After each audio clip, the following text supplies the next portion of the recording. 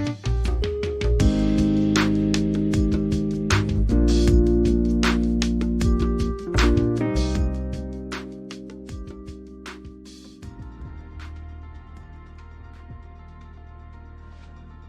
guys, Clumsy here. Welcome back to FS 2020. How's everyone doing? Thanks for joining me early in the morning for me. Quite early evening, I guess, for some other folks. Thanks for joining in early, super early morning for some. The beauty of time zones. How are we all doing? Glad you guys could join. We are continuing our sightseeing tour here. Enjoying Skypark immensely. The freedom it gives. No management side, just pure flying bliss. Thanks for joining. Who do we have in chat? We have Scotsman, ever first, who got banned. Well, fake banned. How are you doing? Disney Plus for the win. Yes. That will, I think, be a continuing presence. Hey Emil. Yes, looking forward to the W900 update too, but I think John Ruda has a lot of work ahead of him. He has to make it compatible with 1.40 first before he can continue developing it. The updates to the W900. How are you, Patrick? Did you join Jack's streams or you couldn't drop by? Ghost hunting? Did they manage to catch some? No worries, Gamaste. Thanks for dropping by. Blazing, how are you? Welcome back. Early in the morning, 1 a.m. Yikes.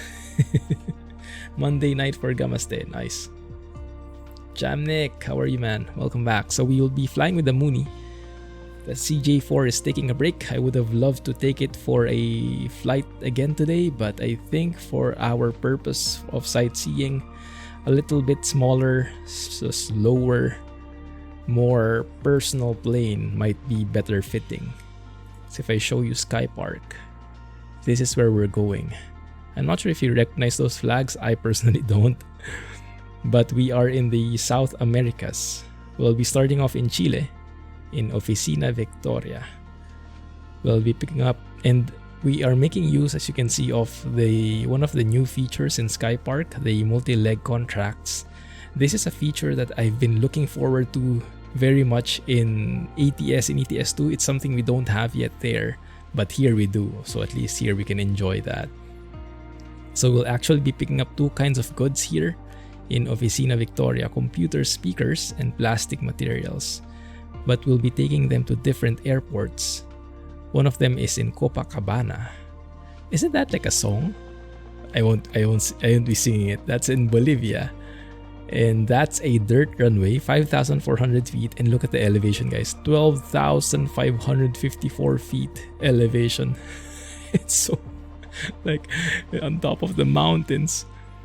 So we'll be dropping off the speakers there, but then we'll be traveling to 29 nautical miles to a different airport, a bigger one, in Peru. I'm not sure how you pronounce that. Tentefap Alejandro Velasco Ast. Probably some abbreviations in there, but that's going to be a huge airport. Looks like an international one, 11,000 feet. And we'll be dropping off the stuff there. So that's going to be a lot of XP, 99 XP. Be flying with the Mooney. As you can see in the recommendations, a piston aircraft is recommended. Turboprop is still feasible, but you can see business jets are not recommended, most likely because our starting airport only has 3,500 foot of runway. So not the best for business jets. For those which might require a longer takeoff roll. We'll see. Yeah, doing good, Blazing. Doing good here. Very excited this week because some of you guys might be aware of it. It's actually Lunar New Year, Chinese New Year this week, on Friday to be exact. And in Singapore, it's the biggest holiday. It's the only holiday we have where it lasts for more than a day. So I'm actually off my full-time work starting tomorrow all the way until Monday. It's going to be my birthday weekend as well. So lots of things planned. All relaxing, no work. But we'll be continuing our usual schedule. So we'll be streaming on Friday still. So no worries there. And hopefully I'll still have enough videos, right? But anyway, so this is the plan for today. Let's plan the flight. It's going to be, yeah, let's just do that straight there.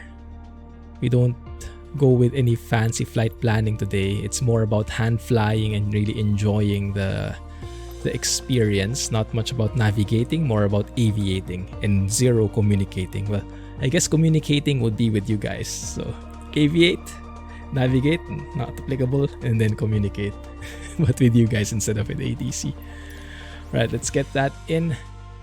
Maybe I can save this as a flight plan. 1 second, because I have little nav map here. Nothing fancy, little nav map. Just all 3 airports plugged in.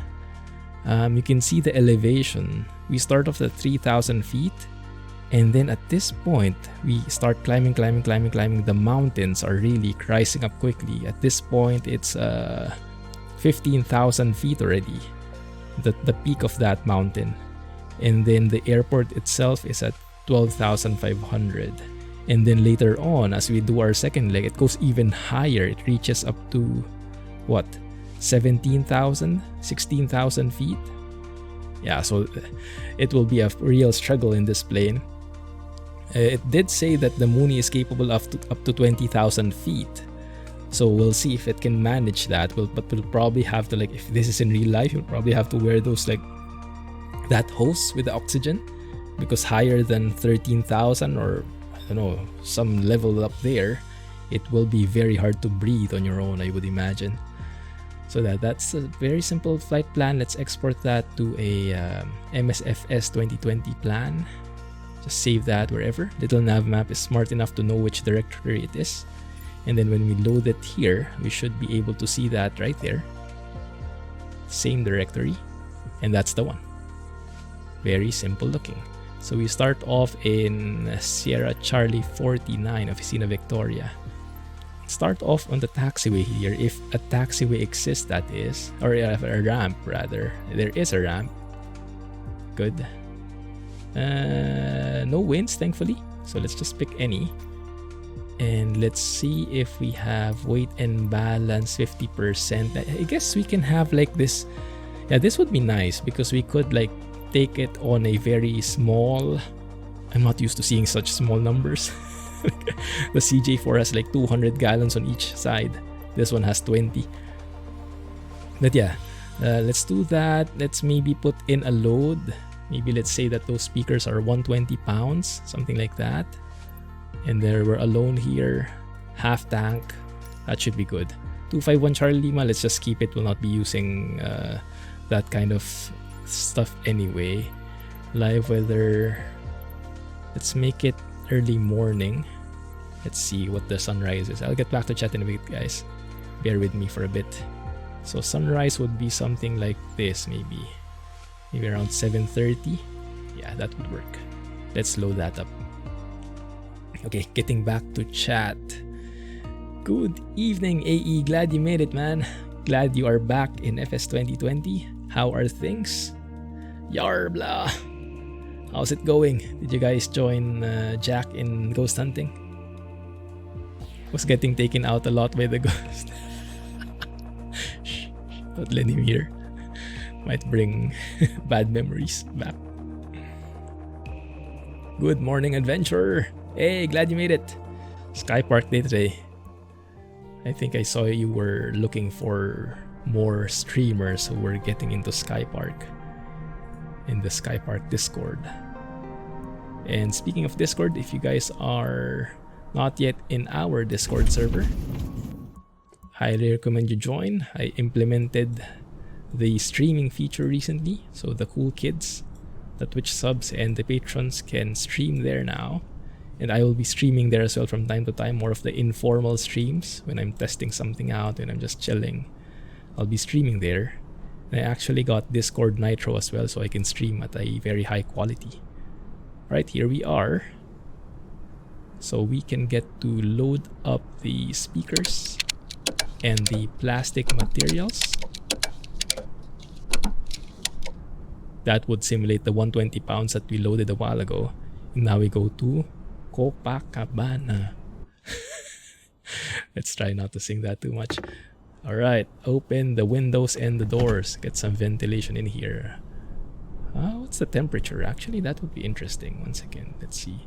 If I turn on the batteries here, acknowledge that warning. So we see here that the temperature is 22 degrees. Oh, a very comfortable 22 degrees. I like it. Howdy, Squirrel. Welcome back. How's it going? Joined them for a few matches.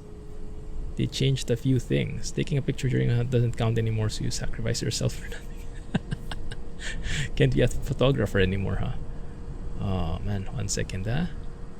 This is going to be pretty tricky. Yeah, I would have hoped for like an instrument panel kind of look, where it's close up like that. The instrument panel is not very helpful in this plane.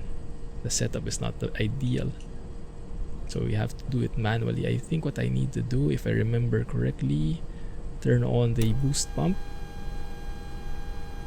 or rather mixture full, propeller full, and throttle full. Was it? There goes the fuel flow, increases when you turn on the boost pump. And then the throttle, I'm not sure if I have to leave it full, but that should be okay. It also changes, yeah, that's okay. And then I think we can turn that on, but before that, let's start the beacons. The beacon would be that one, rotating beacon, where the lights should see it outside. There it is. At the bottom, actually. Alright, let's start that up. Let's hide the yoke for now. Guys, ready for the Z mod sounds here?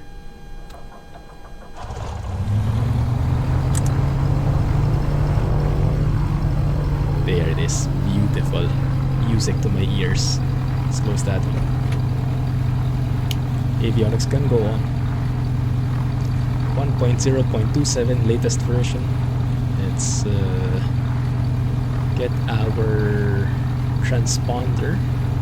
Just set that to altitude reporting. 7,000 for VFR. Oh, let's not mind that too much. And the flight plan should already be set up. That is a bit loud, isn't it? Boost pump can go off. Elevator trim, we need that. Pitot heat, we'll probably need that later, so I'll turn that on before we take off, if I remember it. That should be okay. Not a lot to do in this plane. Release the parking brake. Let's taxi to the runway. Actually, winds are pretty strong. 238 at 16 knots. Goodness. So runway 27 looks perfect. There's a TBM right here. No, it doesn't. It doesn't automatically adjust your weight. So Skypark is still very basic in that regard. It's not, I wouldn't call it a simulation. I call it something really for enjoying, finding an excuse to fly. And it doesn't simulate the weight at all. It leaves you to simulate that as you want. I might have gotten stuck somewhere.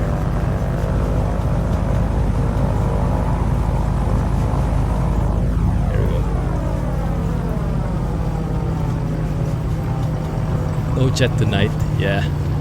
I was actually thinking if I wanted to be on the CJ4, but I think for this kind of flight it's better if we go a bit old school so we can focus on the sights and the sceneries. So I'm just going to set like a set altitude here, probably 16,000. So in case I would need to turn on autopilot later, it would be possible. Set flaps for takeoff. Trim for takeoff. Is there a taxiway?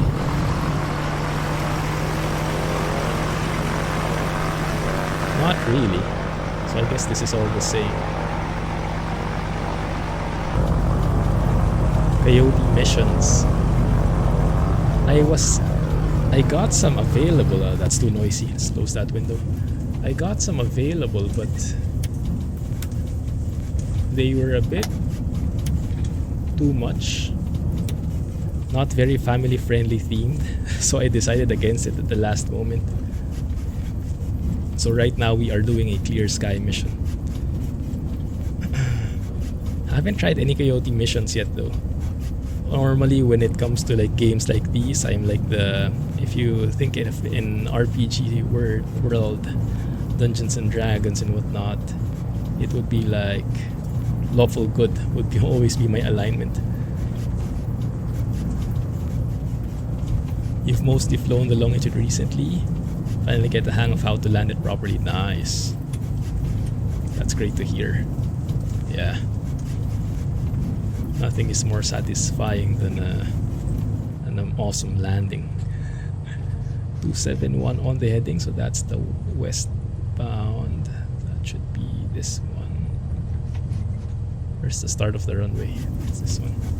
I do want to start at the very beginning of the runway. Be on the safe side.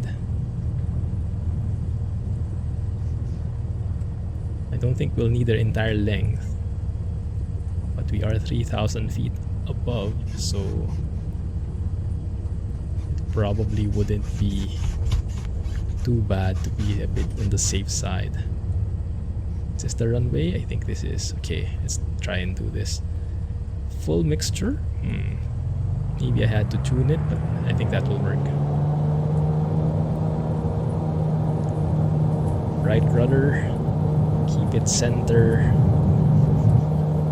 Left aileron, oh that's no problem, we can take off no problem here. Whoa, that's strong winds, very gusty. Positive rate.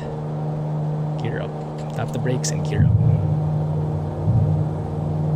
There we go. Let's get some altitude first and then I will also bring the flaps up, and then we can continue on our flight plan.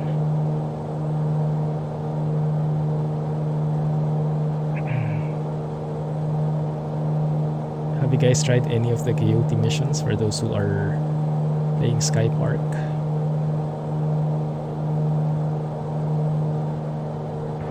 Flaps can go up, should be okay. Let's try and hand fly this thing as much as we can. We don't get to do that often.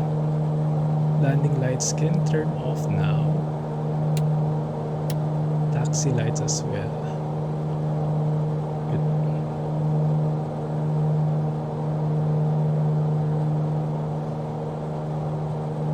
There we go.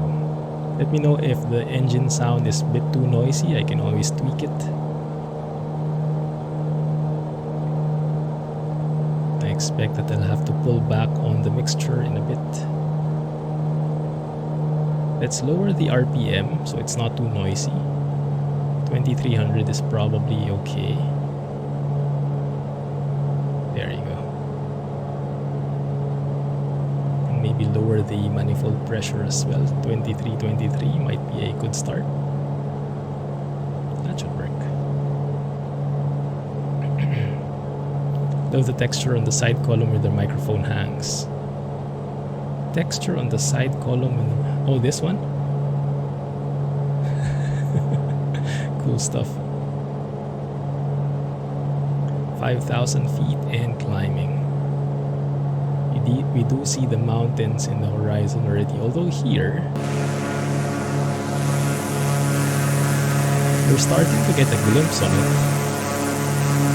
But not yet that bad.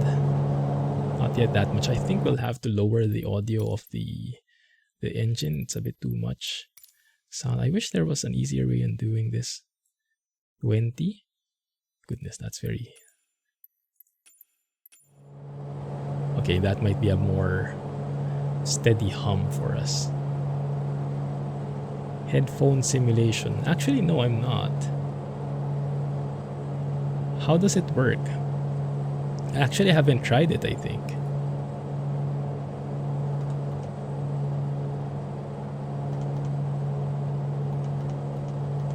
Zoom out a bit.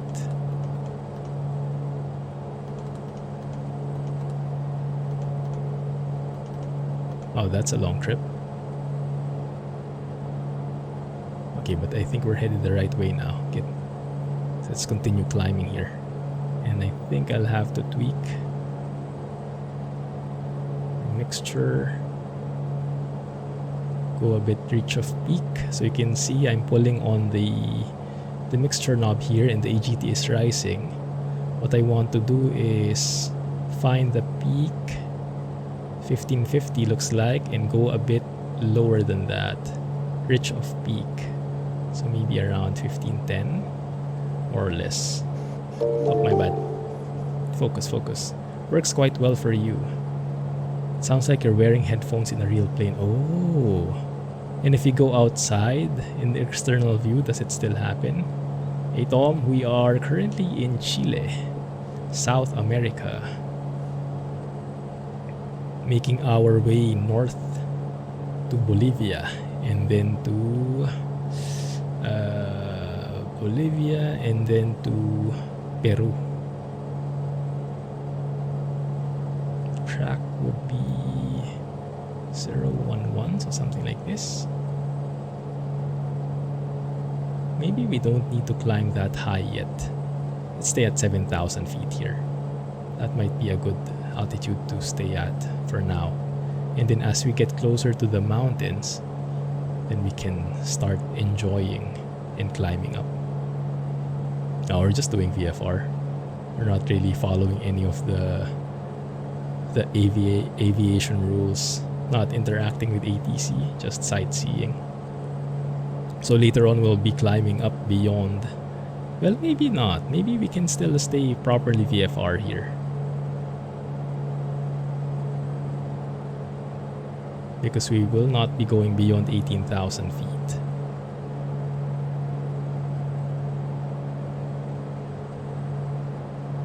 Outside it will be normal again. Ooh, cool. Let's try that quickly. I think I pressed something. There you go. No speed brakes, please. Let's try that. Where do you set it up? General sound. I guess it's somewhere. Mute audio in background. No, that's not it. Not sure where that could be. I think I've seen it before. But miscellaneous? Nah. I think I'll have to tweak it later on. Okay. Unless I'm missing it. VHF signal degradation. First option in sound. Communication selection. This one. Headphone simulation. Oh, you're right. Right.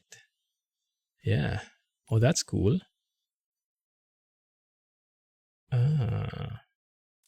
Okay, let's try. Let's bring this back to 40. Let's see if there's going to be any difference. Alright. And when you go outside... Ooh, that's a problem though. Yeah. Might be nice. Although might be a bit too quiet as well. I think for offline flights, that's going to be very comfortable. But for you guys, I think I will have to leave it in default and just lower this. So we can go outside and the difference in sounds won't be that extreme. Cool.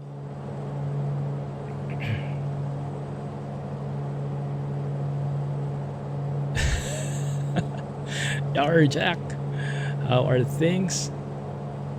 How was ghost hunting? Why are we climbing?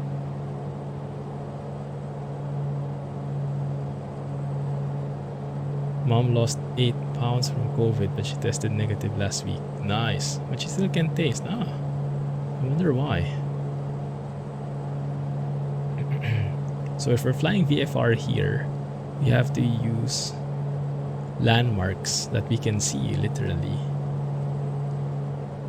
Cloudless sky, huh? I'll take that. So if we like aim for that peak of that mountain and just try and make our way there, that should get us on the right direction more or less. That should be okay. It's not very scenic though, is it? Well, it's not bad. You know what? Let's descend a bit here. Let's get a bit of Let's get a bit closer to the ground so we can see more stuff happening below, not just like satellite imagery. Let's go for a steady descent and see how it looks. How was ghost hunting, Jack? I heard some interesting stuff happened. Disney Plus, oh my goodness, it'll never stop. Worst night of ghost hunting ever. All died many times, even Laos. And he was the van man. He was mentioning something about the photos. Something changed with the photos.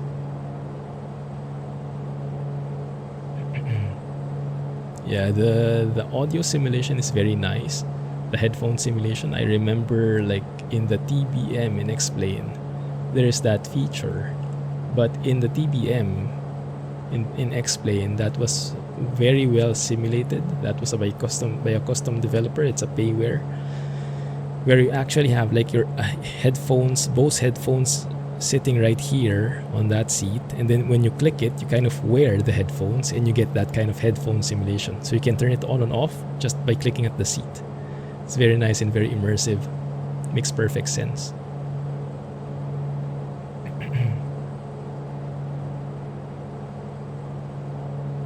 Yeah, phasmophobia. Exactly. Amsterdam. Scotsman's vocabulary is increasing bit by bit. Before it was just first, and then Amsterdam got added, and now Disney Plus is also part of the equation.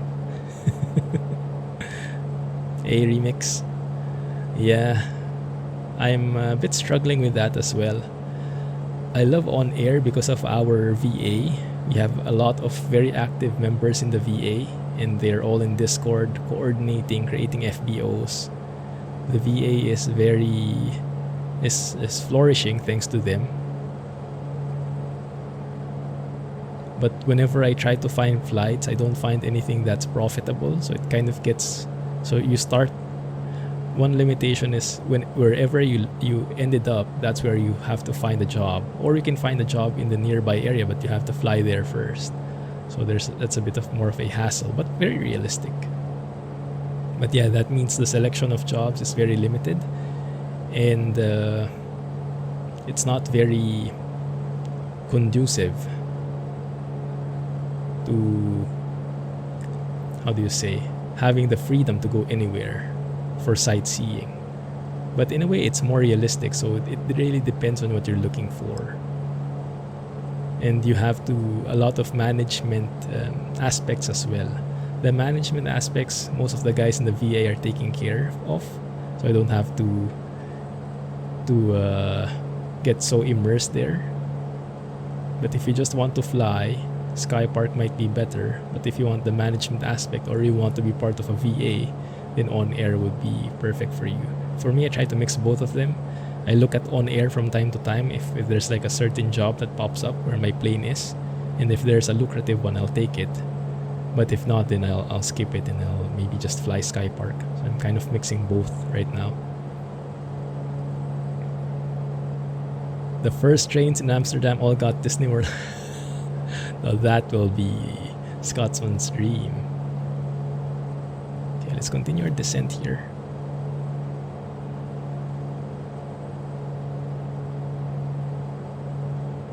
Don't forget train too. Yeah, exactly. Starting off in Chile again, just like last time. But this time on a very different route. Multi-leg flights. Yeah, these multi-leg jobs add so much to the immersion. This is something that I wished for for a very long time in Truck Sim. And we don't have it yet, at least not in Eurotruck. And on the road we have it. But yeah, glad to see that we have something like this here in Skypark now. In On Air you can also do that, but you have to manage it yourself. You have to find a job, which is something that really adds to the experience. With Skypark, you kind of just look for a job and it's like packaged all in. You're really a pilot. You're not a manager, not a dispatcher, you're a pilot. So you look for jobs that you like They come pre-packaged for you. If you like how it looks, then you take it and then you just follow it. So it's more about the flying. Minimal management stuff. Actually, no management stuff at all. Let's descend to 4,000 feet and we can speed up from there. Still getting used to the keyboard, Jack. Well, at least you get more FPS, right? At least you have more FPS.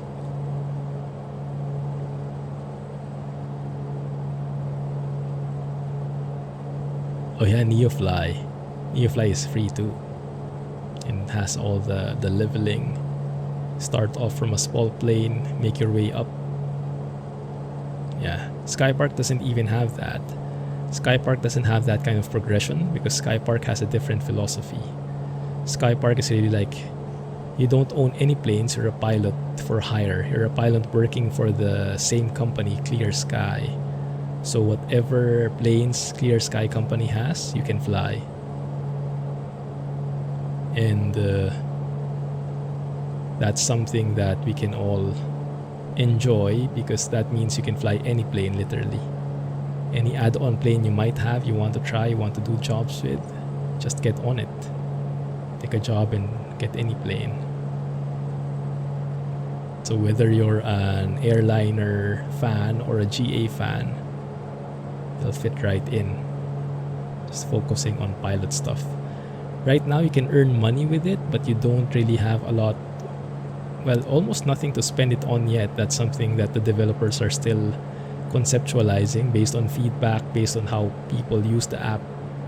So far, I think you can only have, there's only one option to use your money, and that's taking Bridget out for lunch. Bridget is like the manager. She finds the jobs. And you take her out to lunch, it costs like $50. And as a reward, you like see your reliability score. Because the reliability is hidden. So you don't know your score, and reliability is important for those like for unlocking more interesting jobs, more handcrafted interesting jobs. Like for me, my reliability score I think is very low. I'm getting up there bit by bit, but still not quite there. But yeah, it's something that's important so that you get access to the new jobs that they create. Let's go with that. Real liveries for real life planes, are they free? There are, especially for the airliners. People made them. How high up are we on the ground? Let's have a look at Little Nav map. AGL, we're actually very low, huh? I would imagine we are below 1,000 feet here. Above ground. Can't really see. But yeah, very low. I think let's climb to 4,500 just to be a little on the safe side.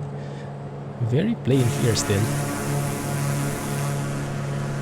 So let's warm things up. Also, I remember this plane has 2 fuel tanks left and right, but they don't swap automatically. So that's something that we will have to do on our own. So I think to do that, we turn on the boost pump, switch the tank here, and then turn off the boost pump. And that would change the fuel consumption. You can see left fuel only has 21 gallons left, right fuel has 24 still. So now we're starting to consume the 24, the right tank. There starts the mountains. We can either skirt through them, skirt around them, or go above them. Which one do you guys prefer? I'm okay either way.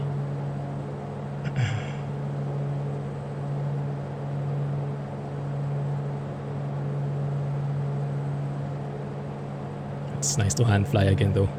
Both hands on the yoke, and any small gesture I do actually makes a lot of impact. And I have both feet on the rudder pedals. So it's all very hands-on, literally. Technically you can fly whatever plane you like from the start in Neofly as well. Ah, is it? Okay. In game you can take a loan and you'll be able to pay that off if you do some lucrative missions. Ah, I see. So that's That's an approach. If you want to fly a specific plane, you can do that. Makes sense. Hack the database. I wouldn't include that in the equation.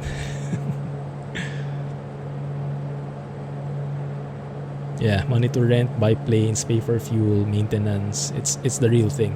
If you want a full-blown manager, I think on air is really the best choice. It's just that it's not for everybody. If you break the game, you won't install it. It takes too long. Well, the beauty in flight sim is it has a very user-friendly thing.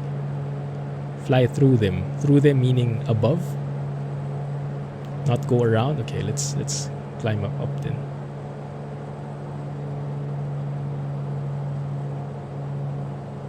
These are not too high anyway. I think we can manage that. The Mooney has some amazing performance.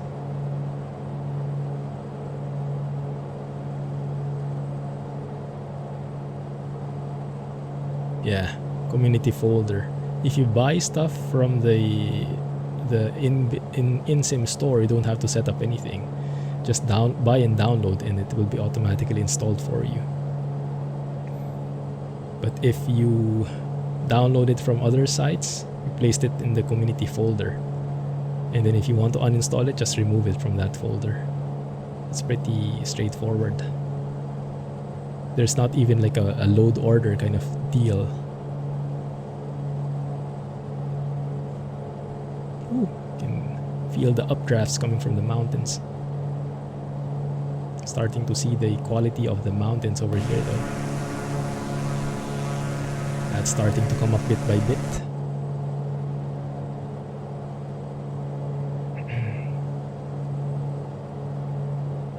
Cut a tunnel through them with your propeller. That might be a different game altogether. Okay, 7,000 feet looks like a nice balanced altitude here. Let's get a bit more mixture in here. 1570 is the peak. Let's stay rich of peak around 1540. Something like that should give us just enough power. Okay, 7,000 feet looks nice. Let's stay here. Let me try and fly level and enjoy the scenery a bit, guys. Discord, there we go. Just making the most out of it that Alex isn't here. No competition with the links. It's hard to break FS 2020. Well, that might be a bit up for contention. Some would argue it's broken in the first place. Broken in some areas, but amazing in most of them. Yeah, exactly, Tom. Nah. Sobo and Microsoft are doing a great job. Actually, I was kind of hoping that the world update for the UK would be released by today. Because usually they would release the updates on a Tuesday. So it would be perfect for when I'm streaming.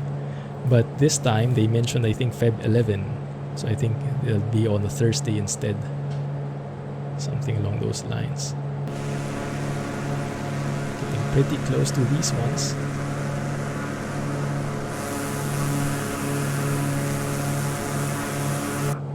Very nice look. I have to pay close attention to our fuel, and if we start getting low, we might need to think about, whoa, what the heck is that? Pushed around with the mountain. At this altitude, that would make perfect sense, right? Getting all those updrafts, getting thrown around by the winds coming from the mountains, flowing through them. Oh, there we go. We start seeing those nice textures.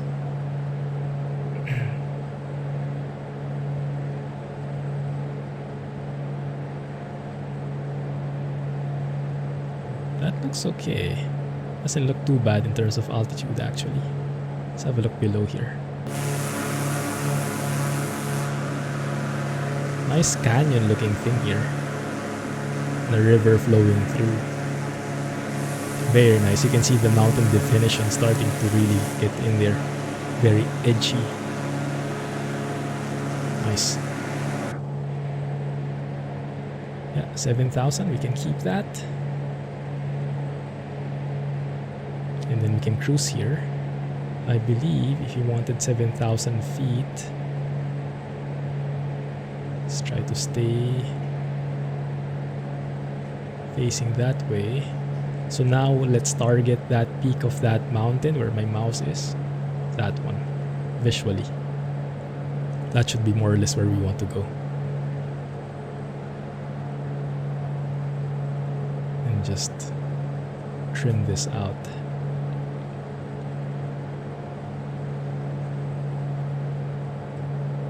It's more like it. It's a bit hard to trim. Very finicky. There we go, 7,000 in level. That's nice. A Germany update. Yeah, hopefully it's next. From what I heard in the interview, they were mentioning that the update, which places are updated, it's mostly depending on what kind of data they have. So if an area has very detailed data, then they're going to plan to include that as a world update, because that means they can add so many details, so many like mountain definitions. Instead of being rounded, you can really map each and every edge to it. All the elevation data and all the other fancy stuff, geographical stuff, like maybe this one. So yeah, when you see something that looks great in the sim, that's mainly because they have good data for it. And so after UK, I think what they mentioned was Benelux, France and Benelux, Belgium, Netherlands, and Luxembourg. But then again, Germany's right next to that, so who knows? Maybe after those, it would be Germany. I'm looking forward to having the Switzerland updated, Switzerland, Austria, and the rest of the Alps. Because that would be, I would want to recreate our trip there before. And right now, I think the Alps don't look that good yet. I think they're a bit rounded, the edges. They don't look so dramatic. I think that's because of the lacking data, or they haven't plugged those data in yet. So I'm hoping that the next world update is going to include Switzerland and Austria.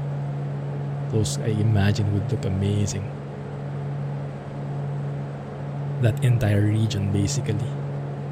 More mountains, more fun. It seems like the ground's creeping up on us bit by bit, huh? We're staying at 7,000 here, and the ground is coming closer and closer. Yeah, look how low we are now.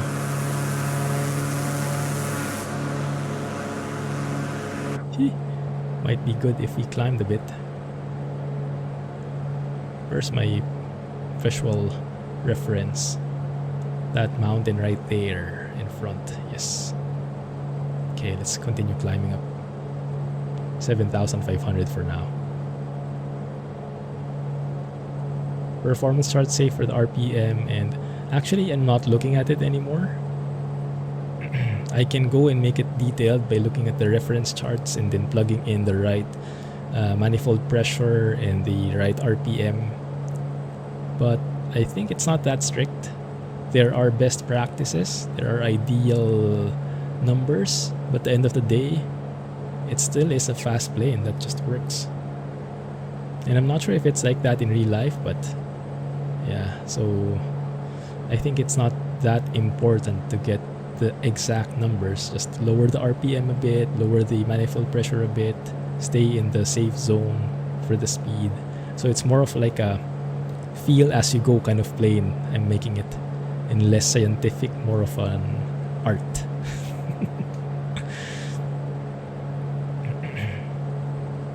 Okay, let's the mixture 1555. Let's go lean of peak around 1510. That looks good. Alright, 1510 it is. So we are at lean of peak now. Although I might regret that decision because the ground is coming up again very fast. Although it does seem like it drops off again after this cliff. Looking great so far. But yeah, it does feel a lot more hands-on, right?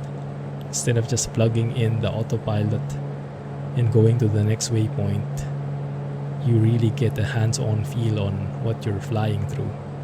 You're more involved with everything. Look at that view, guys. Look at that view. Wow. Let's take a photo there.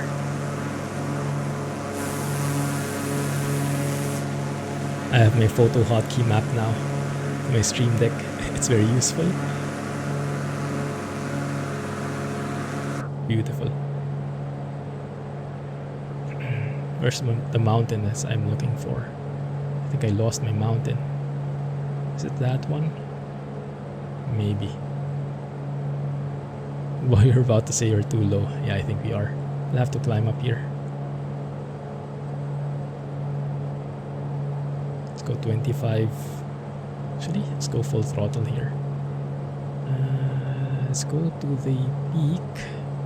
1570. Go a bit rich. 1550. There you go. 1540.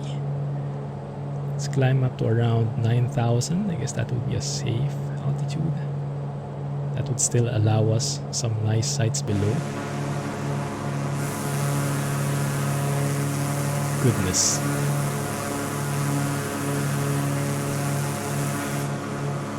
Scary stuff. How hot is it here? 34 degrees Celsius. Goodness. Yikes. Oh, you'll get the new internet provider tomorrow, Tom. Enjoy. Hope it's good. I remember you were telling us about that the other day, or last week.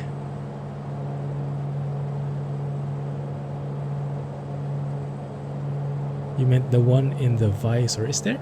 Oh, yeah. It's a good point. I actually forgot about that. I can follow this. Yeah, because I'm too lazy to pull up the PDF. But this one is actually a very nice one.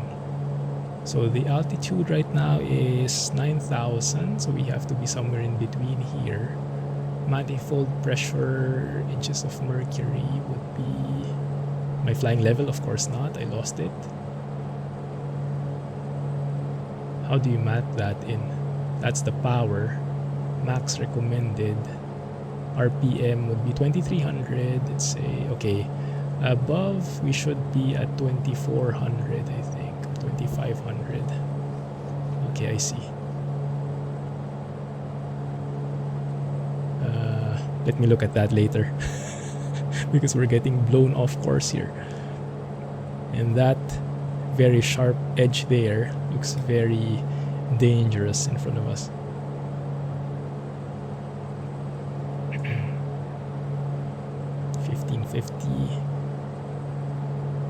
Let's get a bit rich of peak.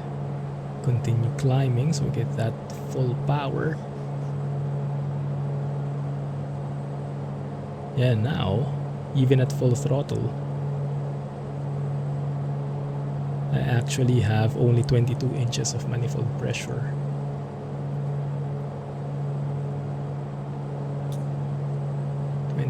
Inches, 20 inches, 2300.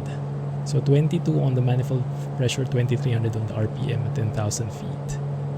I think that's where we are right now, more or less. That works. So we can stay at 10,000 and enjoy this view.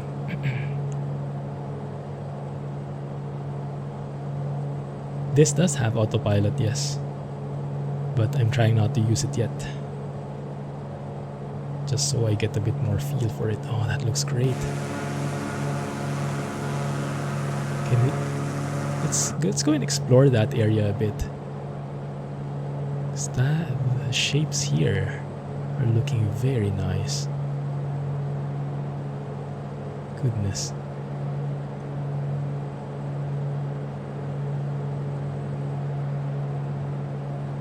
Some nice definitions there. Are those people?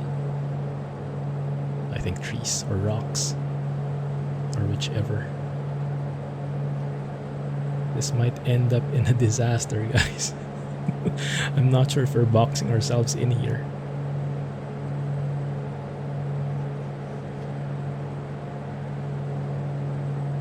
Can even have some trees there up close. Actually see some of them.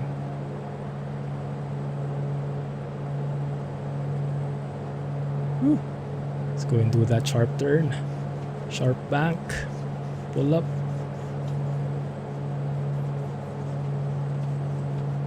There we go.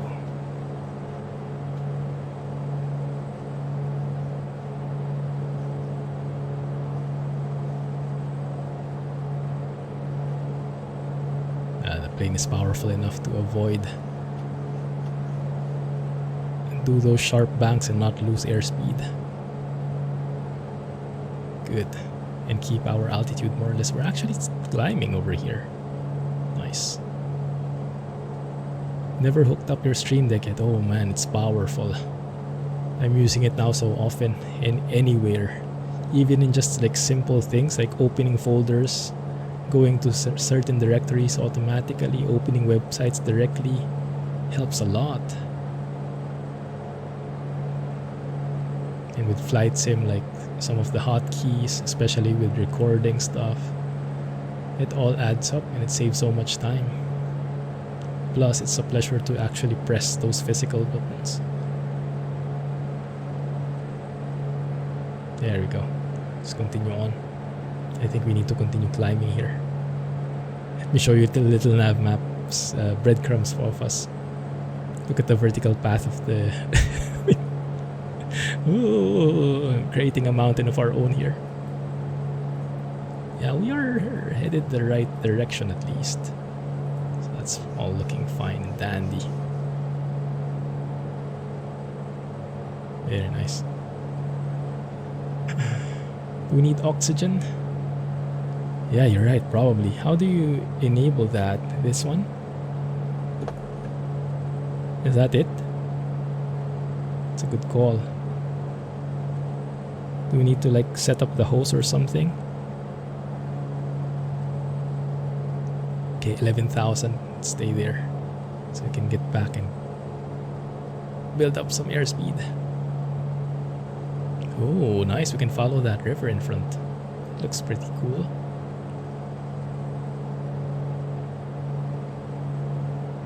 Just a switch. Okay, thank you. If you don't click it, do you get like, what do you call it? Hypoxia.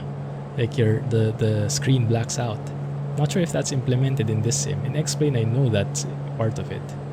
Oh, you do? Wow. Is it sudden? Or can we test it? Like wait until it blacks out a bit and then turn on the oxygen.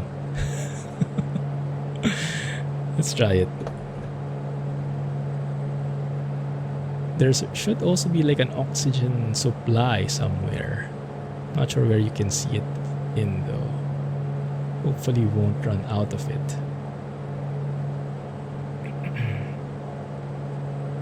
So climbing up 11,000, 12,000.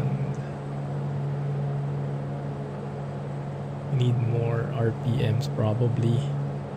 Let's go to 2,400. It'll be a bit noisier, guys, okay? It should give us more power. The supply is at your armrest. Oh, that one. Thank you. Oh, that's plenty. Well, still a lot, but I'm not sure how long that will last.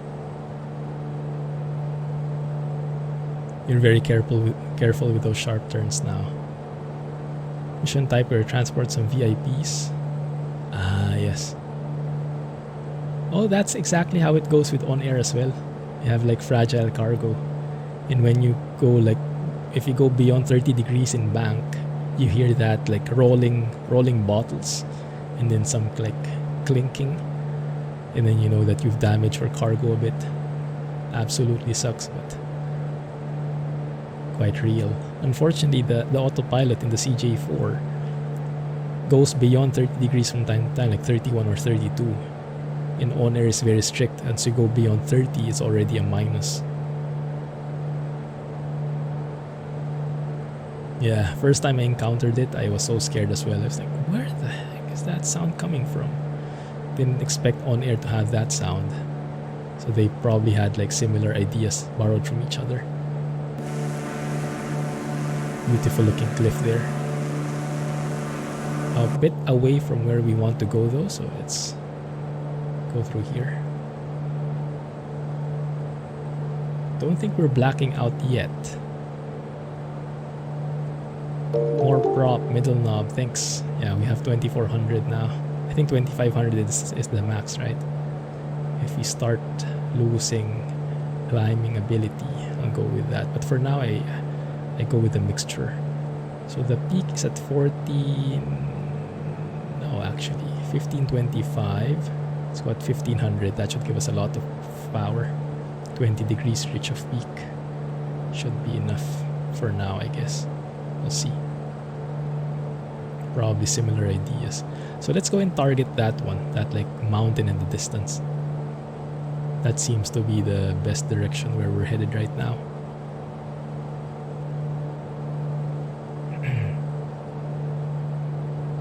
Let's increase the lights here. There we go. 12,000.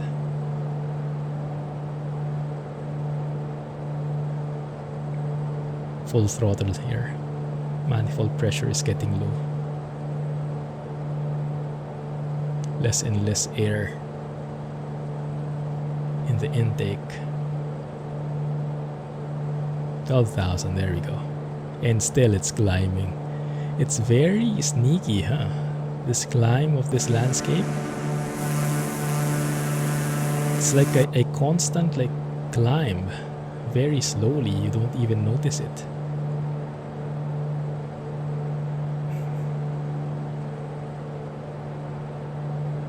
$14K. Okay. Let's see if we. Hopefully we don't get that far into it, but hopefully it's gradual. Because I don't have oxygen on yet.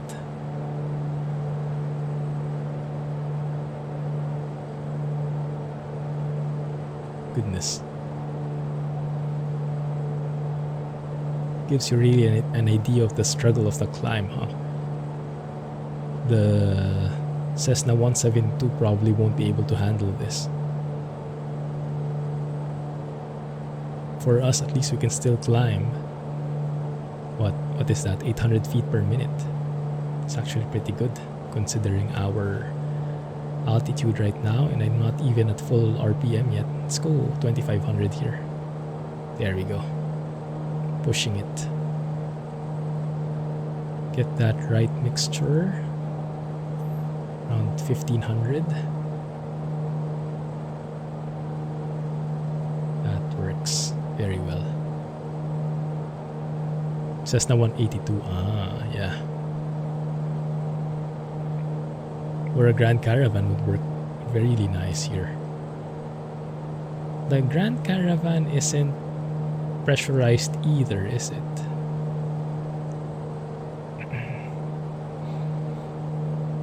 So I guess you would also need some oxygen.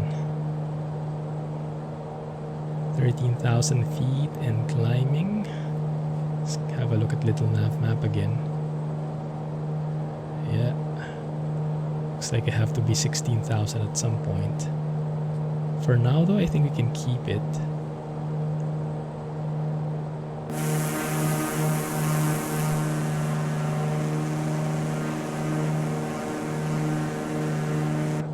It has O2 but it's not modeled. It's nice to see that here in the Mooney it is. Do you have an idea how long it takes for the oxygen to get fully used up? So I think we will need that soon. Someone's following us. Was it Doppelganger? Oh yeah. That's cool. Maybe we'll have a friend who'll fly around us again.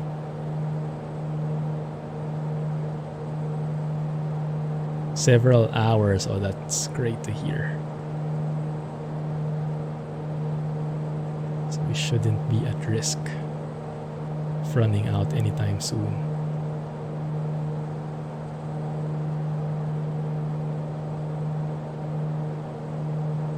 I haven't actually seen that hypoxia effect yet here in this sim. Might be my first time soon. 1460. Let's go with that.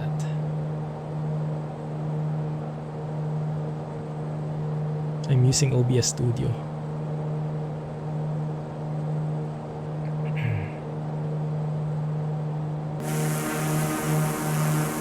Beautiful.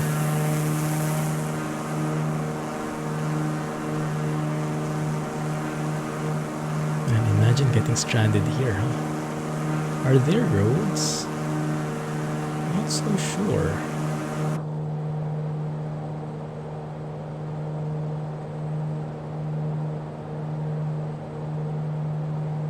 Where's our landmark? I think it was that hill over there. Let's get back to it. 14,000 feet now. Still not losing. Or are things getting darker? Not sure if I'm just imagining things.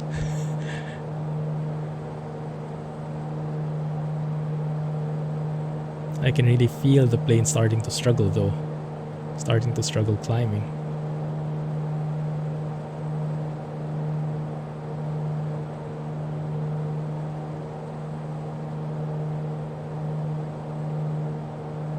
Something like 1440. There you go, that mixture should be nice.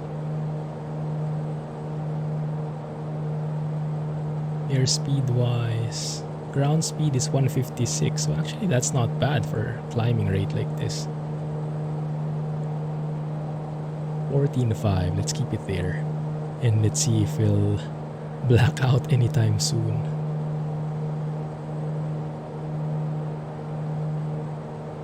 So indicated airspeed is very low now. But that makes sense as we go higher up in the altitudes. Oh. That guy's an A3 is in an A320. A320 Neo. If he wants to catch up with this, with us, he can really do that for sure.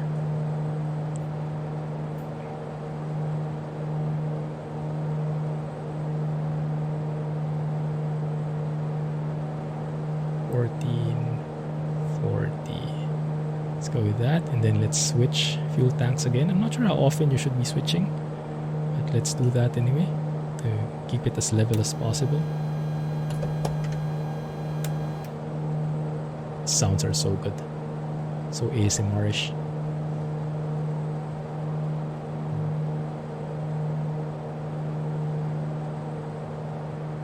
How long will it take to get there actually? I don't know. Maybe we have to accelerate time later if needed. But at the very least, this first leg we can hand fly. And we can see how it feels.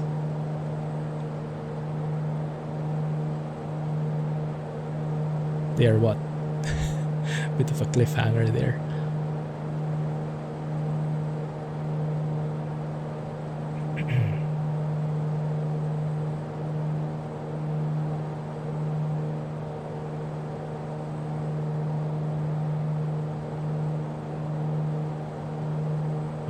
We'll have enough fuel to get to our final destination, but we do have a stopover.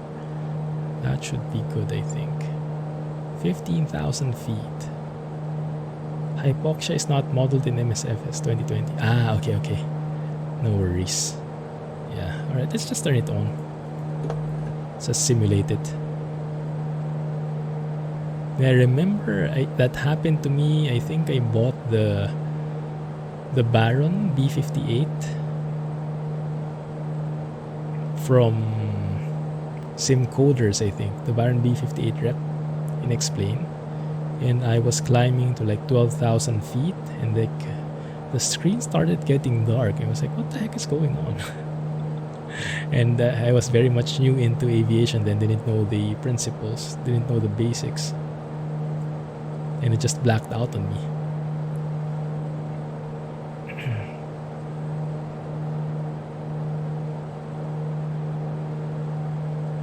There you go. 15,000. Works well enough, although what's in front of us looks a bit more scary. 16,000 I think is what we'll need there, and I bet it's probably wise to start climbing now. So we probably will need that extra headroom because we are really climbing slow now. The plane is starting to struggle these high altitudes.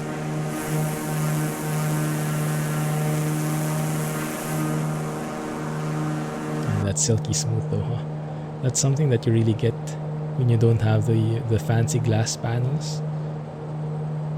The performance is amazing if you don't have them. Hey, Bao Bao, glad you made it. How are you? What have you been up to recently?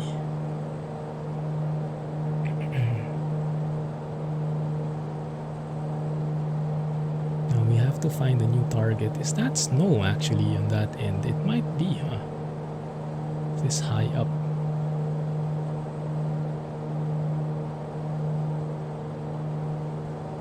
Yeah, I'll have to climb here. Around 16,000 I hope would be enough. Her hands are hurting so bad. Assetto Corsa with 75% force feedback. Goodness. It's a free workout right there. Hope you enjoyed. Yeah, I don't need to go to the gym with that kind of force feedback. Doing good, man, doing good. Today is the last working day of the week for me, so I'm pretty excited.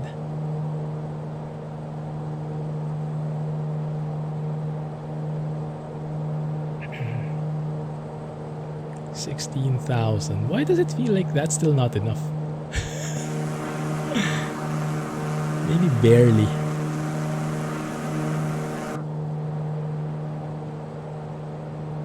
Yeah. Let me turn on autopilot here. I think what I can do is turn on autopilot, go for flight director, heading mode, and then AP on. There you go. That should level me out at 16,000 and follow the heading. I think that should be enough to follow it.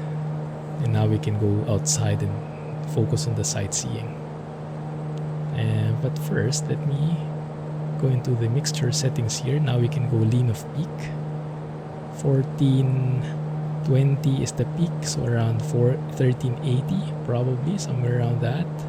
Lean of peak would be the best for the fuel economy.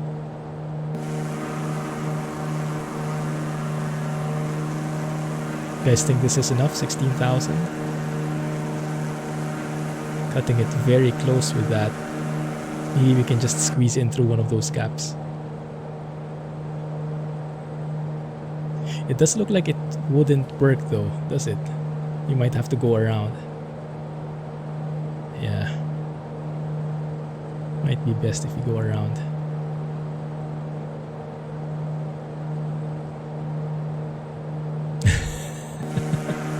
Thanks, Baba. Appreciate it. I'm sure you'll find some. Thank you for becoming a patron again. Appreciate the support.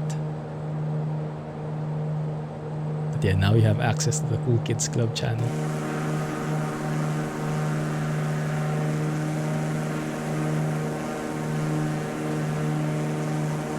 That is not going to work. Oh my goodness. Turn off the autopilot.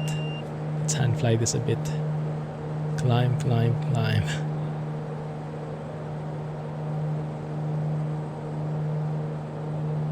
Let's go reach of peak here again. Peak is at 1400. Let's go 1380.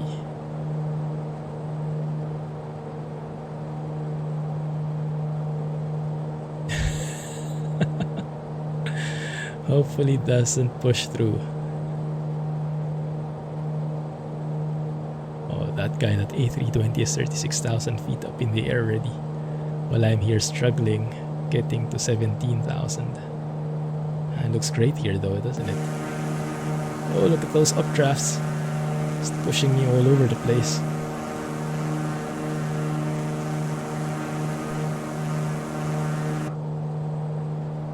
17,000, you can do it. Just a bit more. And then I'll let you go.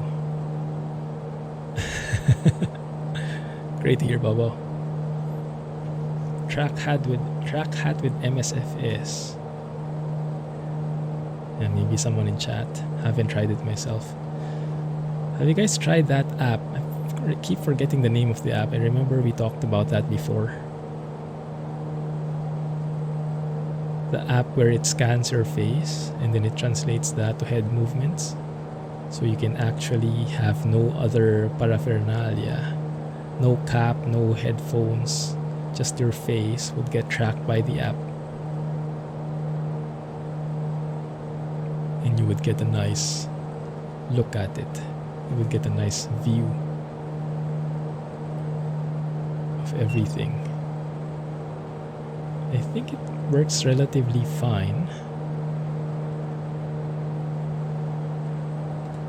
Should we arm that? There you go. Arming 17,000 so that it climbs up the 500 feet per minute rate by default, although you can always change that.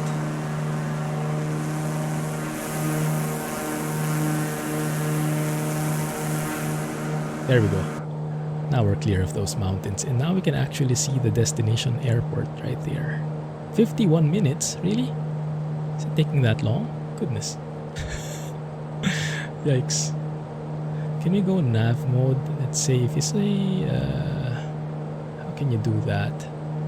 Something I'm not familiar with. Nav mode, and then here I think you can change this to GPS so that it follows the flight plan for us. The problem is, okay, there you go, just following the magenta line. Smooth track, that's the one. Yeah, smooth track.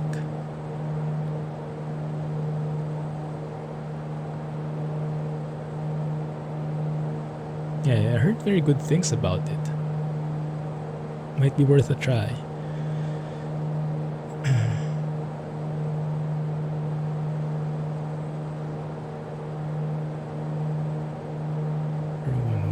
Something like that. There we go. So from here, is that the peak of it? I think so. So now we're following that to the T. Let me see if I can change this. Is it possible to move that out? There you go. Make that larger. So yeah, that's the peak at 16,000 feet. No wonder it felt so close. You were just skirting over it. You can see here that little nav map is planning that we should be at least at 18,500 for this entire flight plan. I think that's a vertical clearance of 2,000 feet from the peak of the mountain that we're traveling to. Something along those lines. Cool. There we go. Now following the magenta line properly. On iOS it works even better. Ah, I see. Even on Android it's the best you tried. Cool.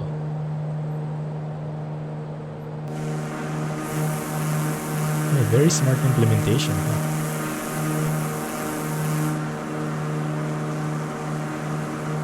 Actually using the power of your phone. I can imagine the smoother your phone is, like the smoother its camera is, it has like a high frame rate, then the smoother the tracking would be. Maybe. And the smoother your processor power will be. One second, turn off. Oop, my bad. Turn that off for now, so I can drink in peace.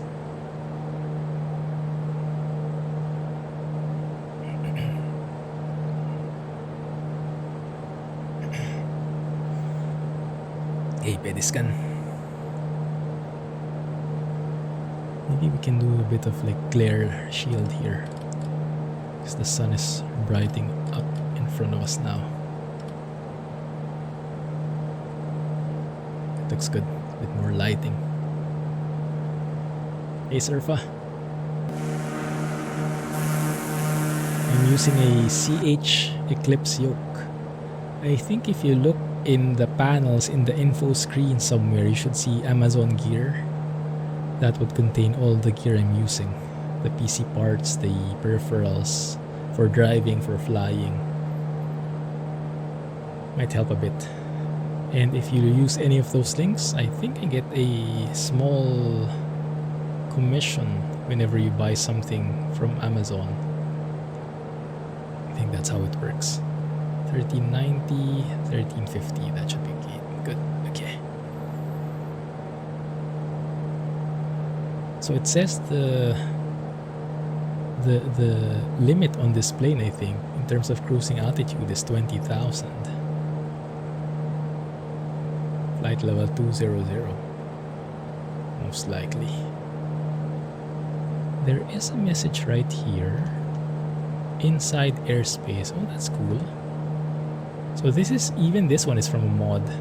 The GNS 530 mod. Highly recommend it. 46 minutes. Oh, it's amazing. 3080. The only problem with the 3080 is the stock, the availability. But if you manage to get your hands on one, I have no complaints.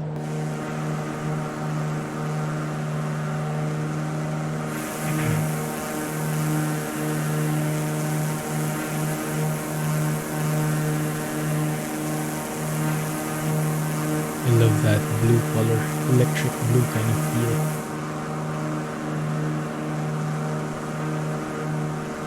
Man, it looks so good.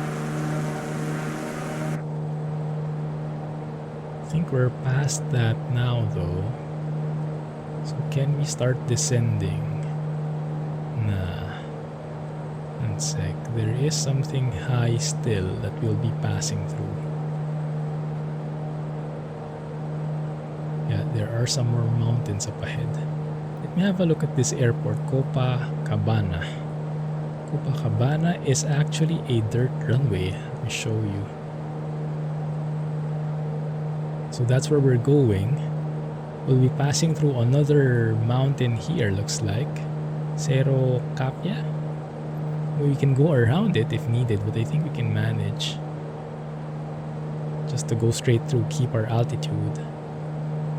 And here we have two runways. You can see the color. The little nav map is amazing. It even distinguishes the different colors for different types of runways. So this is a dirt runway, 5,400 feet in length, so I don't see a problem with that. In terms of winds, I think it doesn't have winds of its own, but it does have, the nearest one is 96 at 5 knots, which is a bit in line. So I think a 06 approach would be perfect. Would also be very close to us, so that would be good. So after we cross these mountains, I think we can start descending. That's 12,500, 12,600, so maybe at around 14 or 15,000 you could actually descend to and just eyeball it from there on the approach. If we can see the runway, that is. I think we'll have to fly over it one time to spot it. So I doubt I'll be able to spot it from a distance. These small airports are very hard to spot. Mooney, yes indeed. Mooney M20R. 317, goodness, Babaw. Yes, have a good night. Take care, catch you next time, man. We'll be trucking 2 days from now. Oh, we also see some clouds building up ahead. Some weather. Doppelganger looks like he's descending now. It's probably landing somewhere in the area. And that looks good. Pretty calm winds here though. Only 3 knots, it looks like. Hey Sonoma, how are you, man? Yeah. Getting back on the Mooney for a bit of rough country flying. 120 miles away. There should be like wind information here with the mod. Oh yeah, that one. 3 knots, 4 knots coming from the right. So somewhere from 05060. Yeah, 050 exactly. 3 knots. Great. How are you doing, Sonoma? What are you busy with these days? I'm tempted to open this, but oftentimes when you open it, you'll get like a crash. I think this is a warning. Where was it? There was a warning about this, opening this one beyond after some speed. Best power is 50 degrees rich of peak. Economy cruise is 50 degrees lean of peak. Okay, let's follow that then. So let's go and look at this one. The peak is at 1390, so 1340 would be our target lean of peak here. Something like that. It's very hard to tweak. It's very sensitive. Wait, that's too much.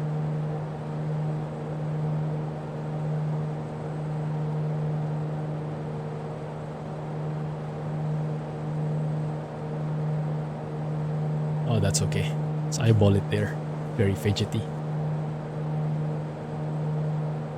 Been on ETS and ATS. Nice. Have you checked out 1.40 yet? It's a very nice update. I'm enjoying it immensely. Oh, I forgot we didn't actually turn on P2 heat because, well, we don't really need to. It's 32 degrees outside. Goodness. We have 18 gallons both on both sides. So no problems there when it comes to even loads, even consumption. It's good. Hey, Mitka. It's good to hear. What are you flying at the moment?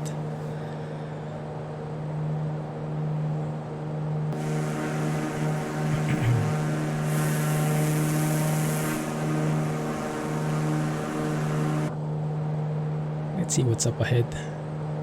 Little bit of preemptive planning.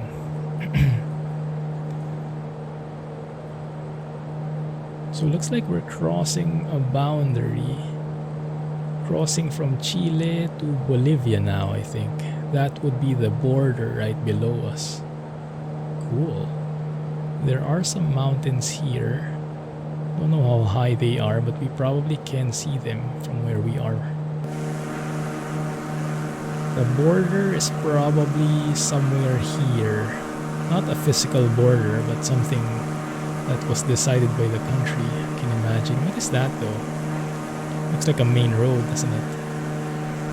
Oh, that's the one, I think. That's the border, Bolivia and Chile.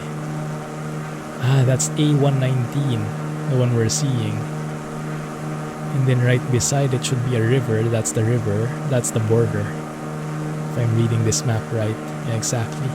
Look at the border here following that river. Then changing a bit there. But basically, the river is the border between Bolivia and Chile on this side. That's cool. I doubt we'll see any kind of like flags, but you get the idea. ETS2, Flight Sim, Fortnite, Rocket League, and GTA 5. Lots of stuff. Nice. I played the first two. A320neo for sure. Cool. I haven't tried the A320neo in a while. I'm waiting for the latest stable update and I'll probably get into it. The performance of the plane in my sim, in my rig, is not the best. Getting lower frame rate than what I would ideally like to have. Looking good there. There you go. 011, 012 on the track. That's the river. Crossing over to Bolivia now. That guy seems to be descending and climbing. He might be on VFR. An A320 on VFR, why not? Can we see that huge body of water there though? Let's have a look. So if we look at little nav map here, Copacabana is in the middle of like a lake. Lake Titicaca? I'm not sure how you pronounce that. Sounds funny though. But here is the border between Peru and Bolivia. Oh, wait a minute. So apparently, over here we've crossed over to Bolivia.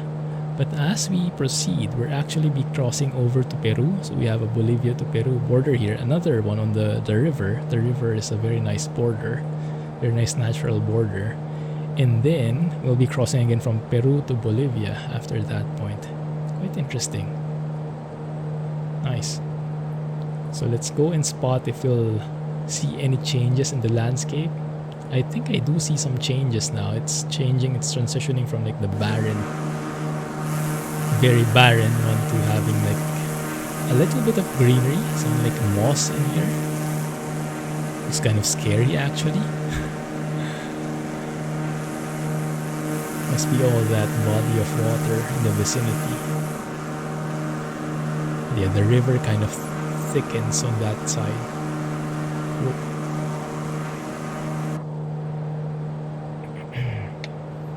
The fuel. That guy is staying at 20,000 feet now. Maybe he's landing at the same airport. Well, I hope not.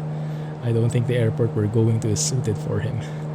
So let's see. Let's see how it works for him.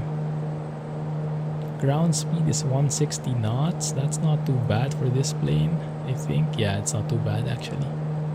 Although the airspeed is very different. Airspeed is only indicating 120. It just makes a lot of sense this high up. Let's see if we have some VORs we can tune in.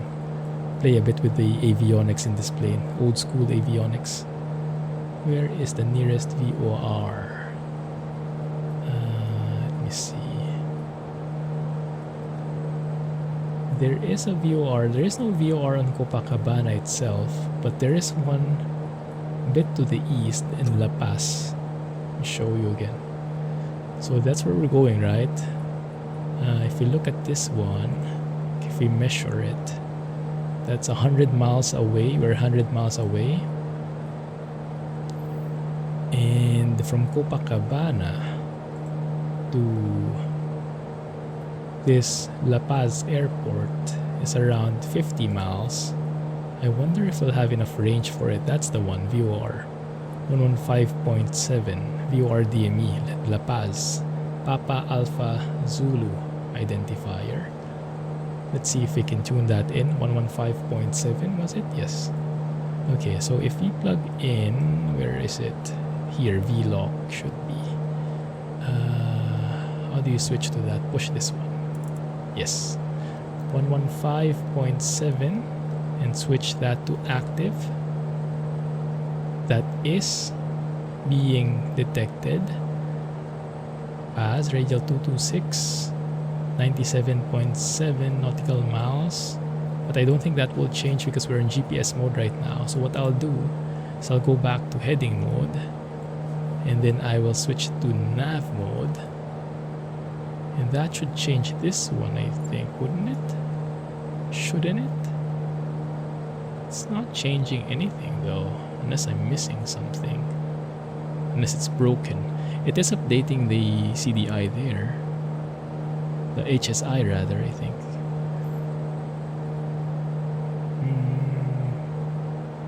But this one I expect would be changing also.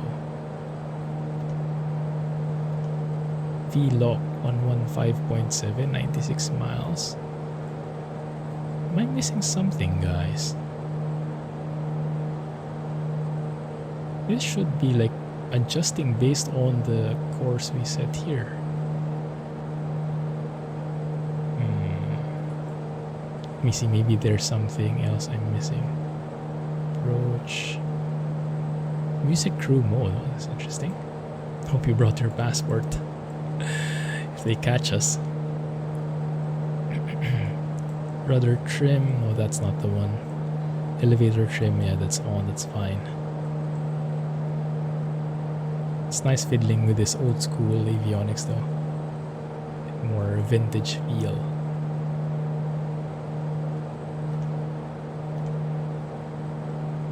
I wonder how you can change this to and from. Maybe is there a way to tune that here? Is this calm or this might be the one? This is nav. Okay, I think I get it. So this one, what we did was we changed the nav in the Garmin.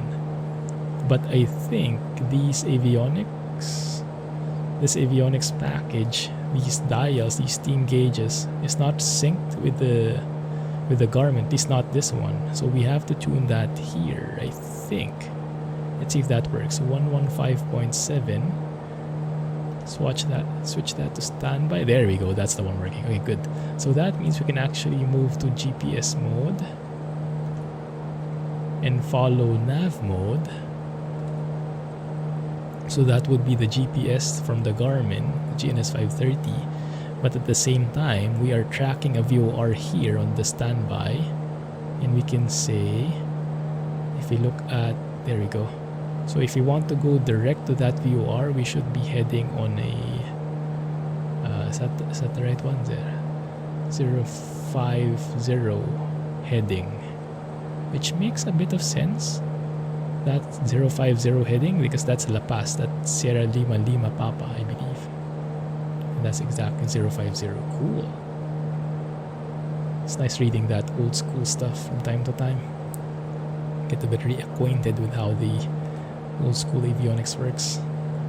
Right, let's switch tanks here. Good. Just even it out. Oxygen levels, is that decreasing? I don't think it is though. We do have oxygen on, but I don't think that's changing the pressure. Supply pressure. That's fine. Keep it safe. Nice. So if we tune this OBS, that will change. Yeah. So even if you don't have a Garmin here, if that malfunctions, you still have a way of navigating, knowing where you are. So now that we've tuned La Paz, we just tweak the OBS. Make sure it's the 2 though, because I think there's a from. Yeah, that one. That's the radial, the outbound radial. So you have to make sure that it's set to the 2, so that we know that we are headed there, going there instead of away. And then we just match this so that it's in the middle, and that means that's the course we need to take so that we can go directly to where the VOR is. That would be a good starting point to knowing where you are. Good backup. Good practice.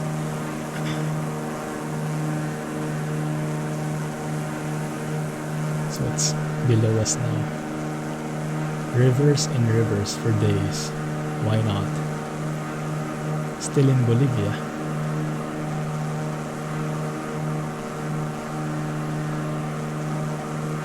Looking good here. Anything else we can tweak? I haven't flown this plane in a while. Let's have a look at the performance charts. So we are at 17,000 feet. Should be right in between here. Let's see. Best economy. Let's see how to read this.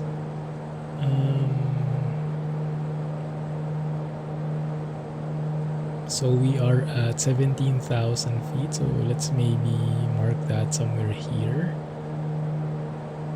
2,500 RPM. Inches of mercury would be around 15.1.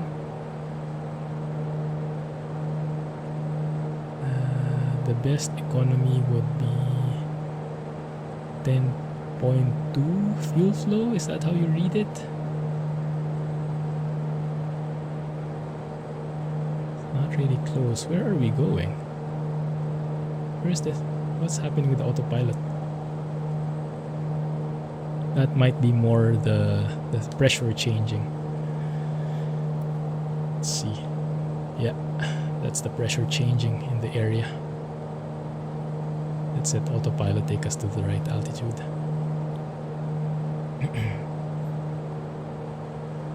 So it said 2,500. We have 17 here though. That one's saying 15. It's not really matching 1:1. Maybe it also depends on the standard temperature. Add 0.4 manifold pressure for each 10 degrees above standard day temperature. Yeah, there's that standard one. So the standard temperature at 17,000 is around -20, but we're actually at, whoa, we're at 32. So yeah, it's like what, 50 degrees hotter. So we add 0.4 times 5. That's 2 manifold pressure all in all. And that's why even if it says 15, we're at 17. Oh, that makes sense. That actually fits. If that makes any sense. Cool. Maths at work. Okay, now if we want to go to La Paz, we should have a closer to 060 track right here. How about here? What's it saying? 8.5 gallons per hour. Gallons to destination. Oh, this one we can change as well, I think. So this one is gallons to destination is 33.5.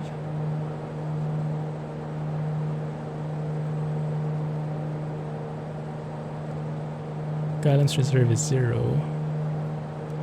The fuel flow, I'm not sure how to read that. 33.4. I think that's mainly how much we have at the moment, because if you add that, that's 33. Okay, well, we'll leave it be. Good. How about on this side on the right? Well, you have all these fancy stuff. That's measuring the EGT and CHT, I believe, for each cylinder. This one is the EGT on the left, that one is on the right, the CHT. You can see it fluctuating.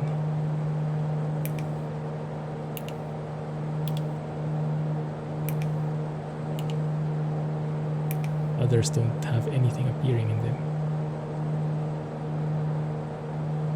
Whoa.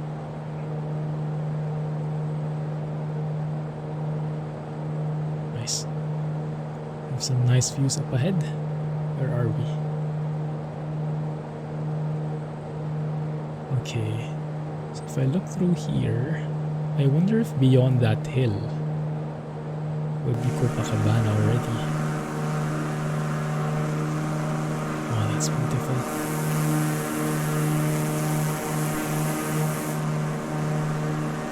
Now we're getting a lot more variety. Looks pretty hot in this area, huh?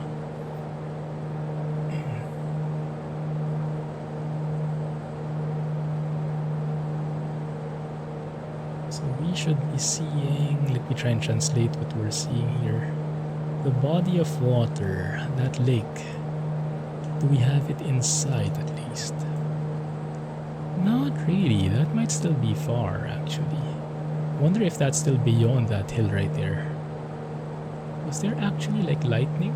Something like blinked. Some clouds forming here, but way above us. No worries there. All good.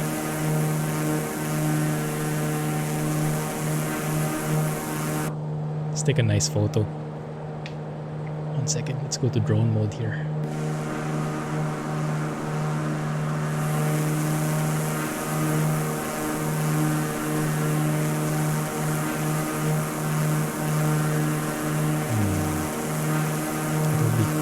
Tilt it a bit for drama. I'll take that. It's a nice photo. Something from here as well. Oh, there's a town below.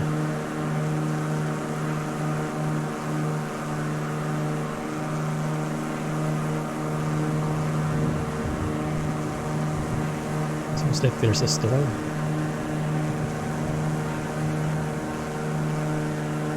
Hide the name.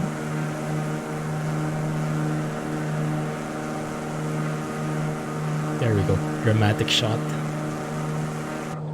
Nice. Okay.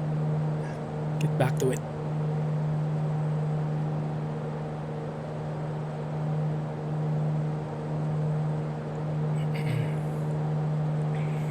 Alright, I think we'll have to accelerate the time a bit.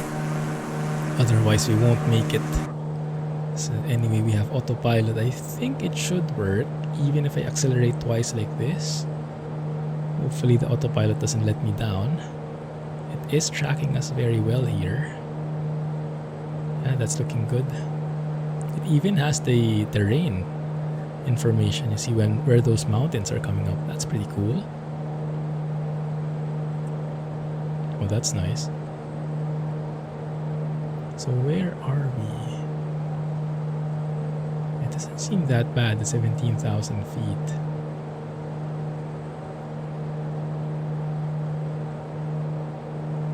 There is a large area up ahead though.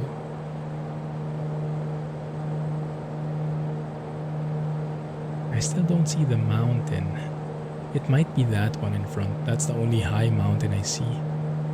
So yeah, we're not yet that near. We're passing through a border again here. Bolivia to Peru, I think.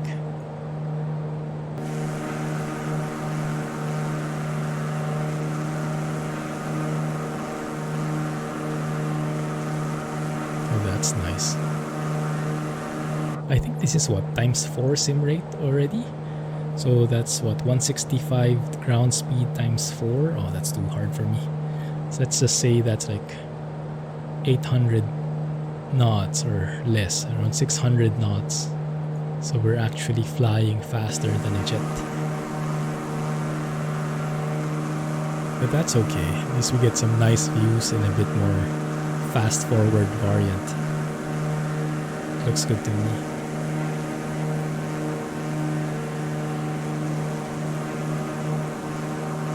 I also noticed this. Are these rivers? Yeah, they have that kind of like, I don't know, they're like a double layer. Like that black thin layer and then that white one, like shoreline. It looks a bit weird though, I don't know.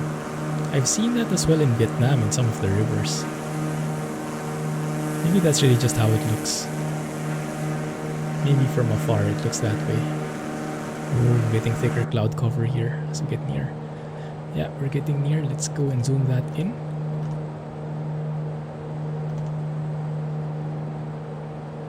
That is it. Yes, that's the one. So there's the lake already. I can see it.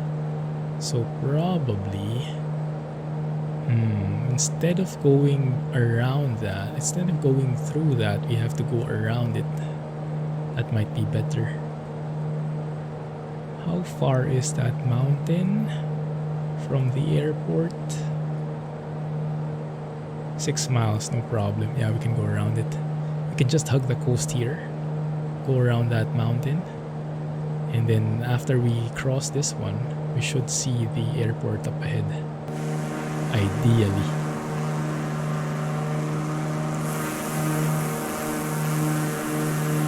That looks nice.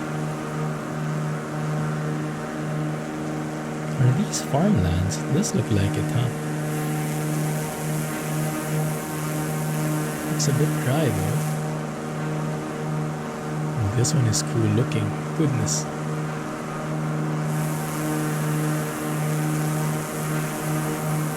Oh, that's very nice. Let's take a photo there. I love the texture in those mountains. And the clouds are starting to appear. Beautiful. Cool. Okay, let's go to heading mode here. Let's just maybe deviate maybe on 10 degrees more or less.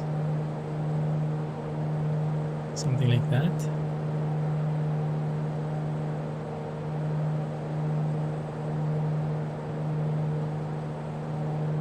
That should keep us away from the peak of the mountain at least. Back.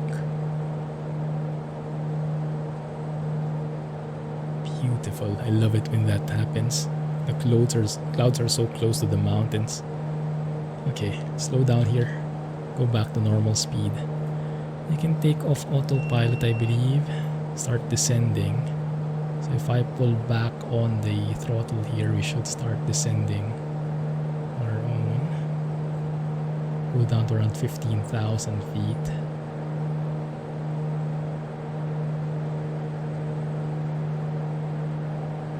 Should speed us up a bit as well. Okay. Now where the heck is the runway? So let's plug this in. Let's see, 06, runway 06. So let me put the course there, probably that would help. Something like that. Just so we get a visual of where it is. And the heading as well, why not? So that should be how the airport is facing. Now in terms of where it should be, so it should be right there, I believe. So this is like there's like a land in between the lake. And that, the airport should be beyond, like there, right before the mountain, I think. Somewhere there in that area. Okay, let's see. Let's go back on the throttle a bit more.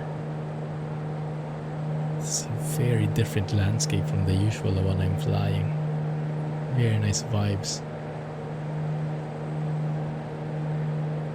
Also seems like the clouds are getting much heavier in this area, huh? But yeah, that's the beauty of live weather. It's so many varied different kinds. Come on, pull back.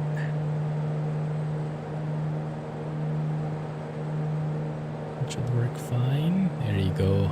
Start descending. Start looking for that airport.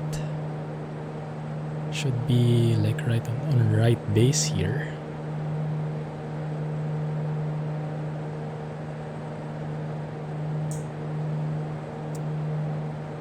Seven miles away from the airport. Based on little nav map, the airport should be right there.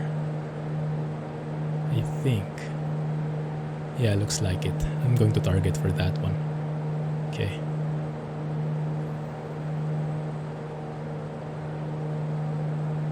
It's going to be interesting. 12,000 feet. I'm not sure how the mixture should be set.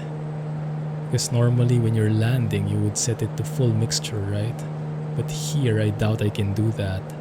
At full mixture, the engine would probably die on me. It'd get way too rich at 12,000 feet.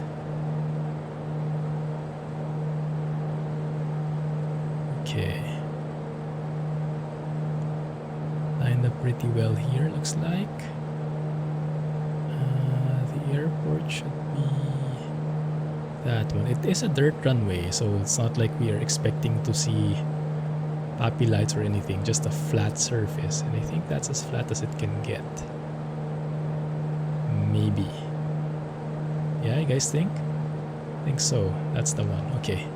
So let's start setting up here. Get some speed brakes in.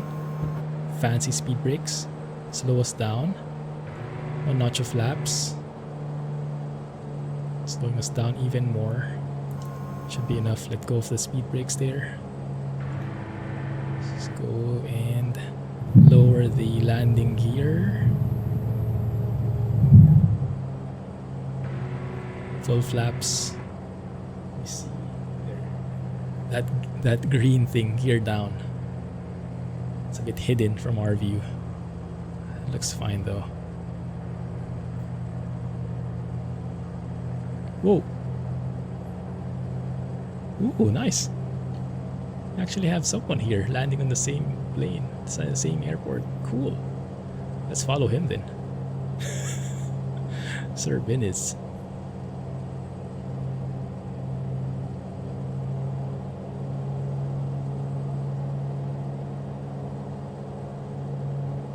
Let's retain that mixture. Okay, good. He showed us where it is. Actually, there's something blinking there. That gives us an idea where it is, at least. High level. I don't really know where it is exactly, but that should work. Landing lights. There. Good. Winds are coming from the right just a tad.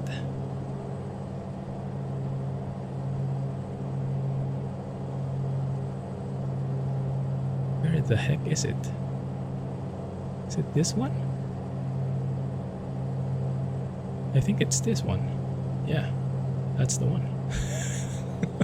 You can hardly recognize it. It's just a flat area. Flat area of land. Okay. Throttle to idle. Let's just take it easy. Rudder to the left. Just float, float, float. There we go. You can take that.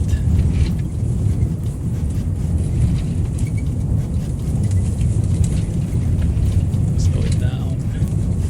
Welcome to Copacabana, everyone. Man, it looks beautiful from down here.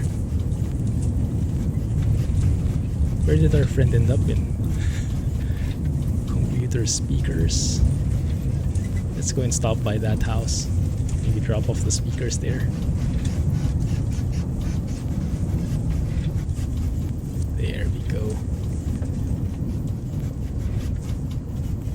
Should be a pretty quick turnaround. I'm not sure if there's like a fuel area here, a fuel box.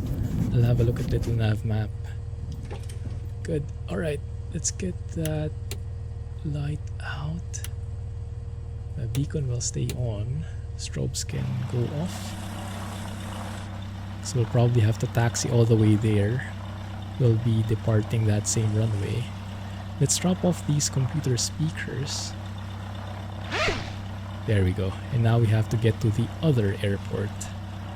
So we'll be departing from 06 again and then proceeding to the next one. But first, let me see. How do we refuel? I would like to get right next to a fuel station, but no, this airport doesn't seem like it has any. Might have to just find something along the way. Let's switch to the fuller tank. Should actually have done that before I landed to be on the safe side. That looks good. If you look at Little Nav map here, yeah, that's where we landed exactly. Well, kind of somewhere there, I could say. We did a nice base to final turn there. I like it. We hugged the edge of that mountain, found the airport, and then landed somewhat. And then the next leg is even longer. Oh my goodness. Okay, yeah, we'll definitely need to step that up. Okay, let's get on it. Will we have enough fuel? Let's just simulate that we've gotten fuel here. Let's get back to 50. I can take that. Good, 24. Alright. Parking brake is off.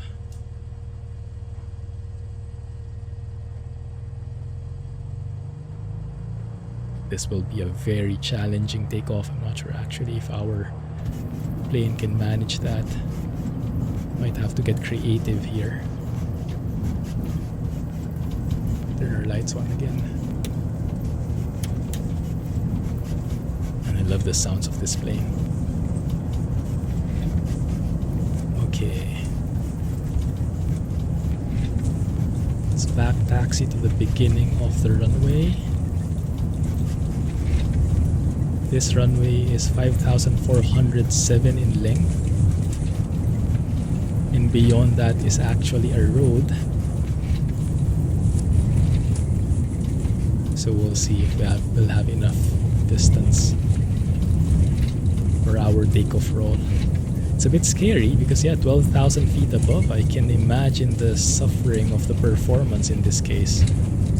So I think what we'll have to do is put on the parking brake, determine what our best mixture is, get the highest. How do you check that? The RPM, highest fuel flow maybe,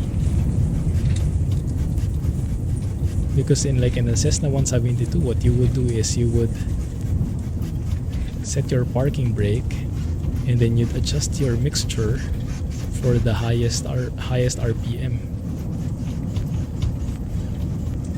So we can start here. That's the one. I hope we'll have enough space here.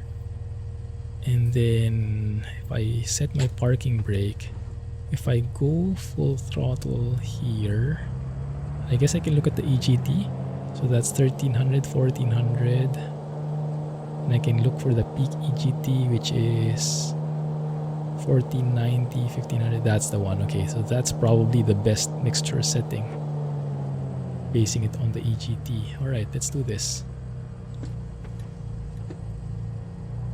Go. Flaps not yet set. Set it for takeoff. There you go. Come on, don't fail me now. Where's the runway? If I can find the runway, that is. This one, I think. In general. Oh my goodness, it's not building, it's not building.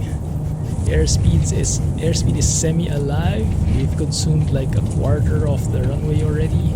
Come on, build up. Airspeed's semi-alive. Just need 60 knots, I think. Just 60 knots. We do have a little bit of headwind to help us out. Come on, half the runway is consumed. 60 knots, 60 knots. Man, this is the longest takeoff roll, huh? Okay, good.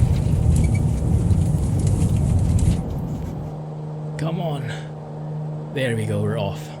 Positive rate. Gear up. Now the problem is, how the heck do we go around these mountains? Let's keep our flaps up. My goodness, it's going to be scary.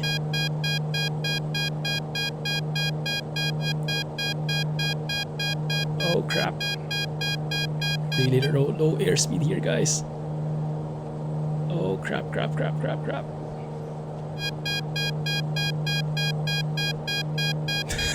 This is not going good. I might have chosen the wrong runway.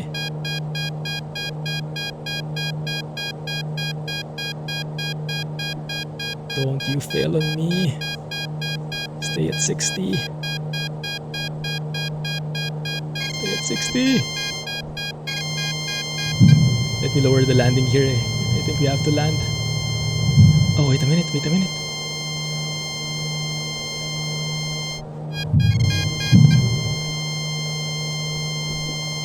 Let's land here. Ah! Don't crash.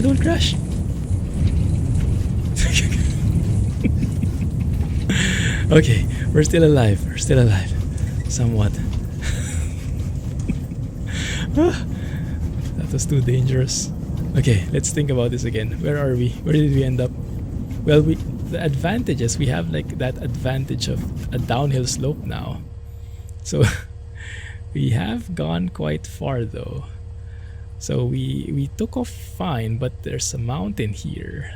We kind of cleared it vaguely, just enough, but now we have to backtrack so we can use the runway to build up speed again.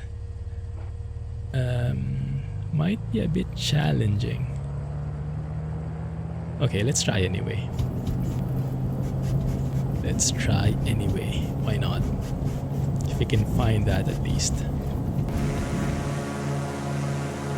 So it should be on our left here.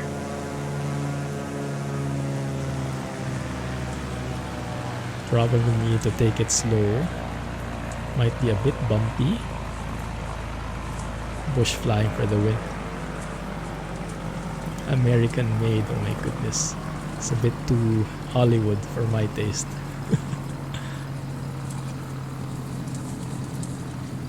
Can we even climb that steep hill? Might have to go around. Yeah, I think that's too steep.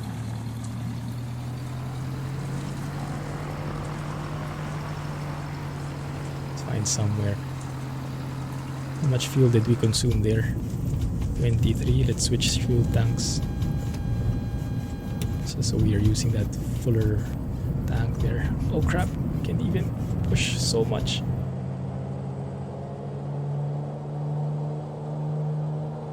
Well, that's a bit of a party pooper. We're actually stuck here. We're not going on reverse. Oh my goodness. It's not going well. At least the physics seems to make sense a bit, huh? It kind of landed. Made that proper to a point. Looks like he landed in someone's backyard. Yeah, it does seem like it. Goodness, 12,000 feet. Density altitude isn't very good for this kind of plane.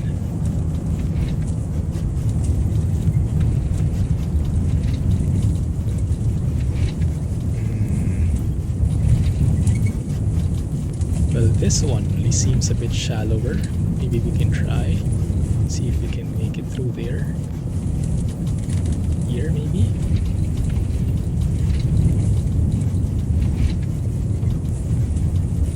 I feel bad for my tires. How the heck did he manage to take off?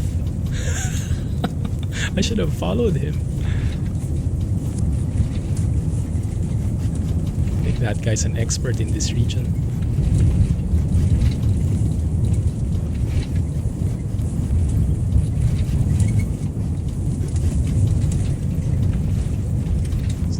Slow down. Get back on the runway. I'll try this again. We can find an open area at least. Okay, this is exactly where we were coming from. I'm tracing my breadcrumbs here, going the opposite way. This is actually a countryside road, I think. Cars go through here. I think.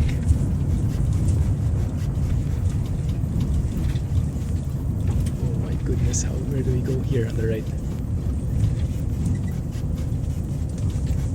The runway is there on the left, I think. Runway, I think, is a bit of an overstatement.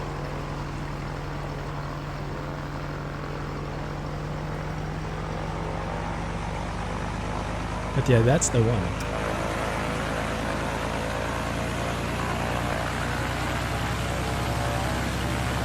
Come on, climb up.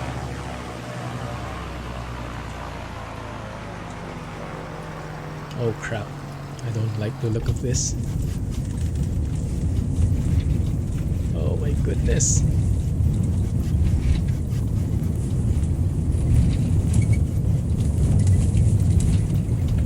Oh my goodness, there's a house. Okay, takeoff roll. This is a takeoff roll already.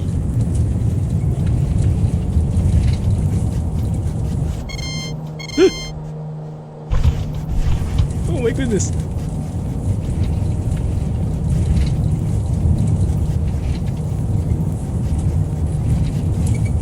Where the heck is the runway? I have no idea, but we have enough airspeed, so let's take off. Tap the brakes. Gear up. We're good, guys. We are good. Now that was the most interesting takeoff roll I'd ever done. Ooh, and there he is. He must have seen us from above. That must have been quite a sight. Oh my goodness. Okay, looking good, flaps up. There we go. That was crazy. No other word for it. Needed all the power we could get. Alright, that's the peak right there. Now we can go rich off peak a bit. That's the one. Phew, that was fun.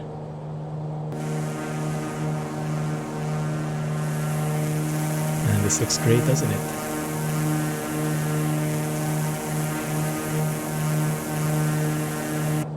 Beautiful. Once you're above like this, it gets much better. Phew. Alright. Let's go in the middle of this. Too bad we don't have like those what do you call it? Like the ones for water landing. Oh, that looks beautiful. That looks so real. We're hardly climbing though, interestingly enough. It's a bit scary. Why? I have full RPM, full manifold pressure, full throttle. Mixture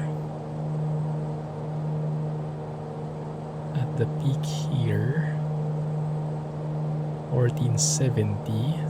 Stay a bit below that. There you go. Okay, that should work, I think. Uncoordinated flight. There we go. I'm still stepping a bit on my rudder pedals. Nice. Phew. Okay, let's see. How does this thing work? You have to manually change this. So desired track is 320.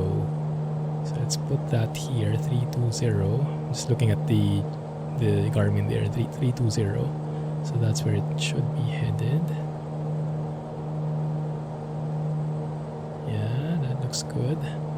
Then we can go actually nav mode here and turn on autopilot. Arm that, 17,000 feet, so we can start climbing again. Awesome. And I will monitor my airspeed if we start losing airspeed in here. Good. Let's turn off our landing gear. Landing lights rather, taxi lights. The recognize stick can actually go off as well. Good. And everything else here. Oh, actually the oxygen. Well, we still need it all throughout. It's fine. Pretty high here. Good. Doing a steady climb, 500 feet per minute. We are maintaining our airspeed, so that's good. Oh, wow. Take a photo here, guys. That is looking lovely.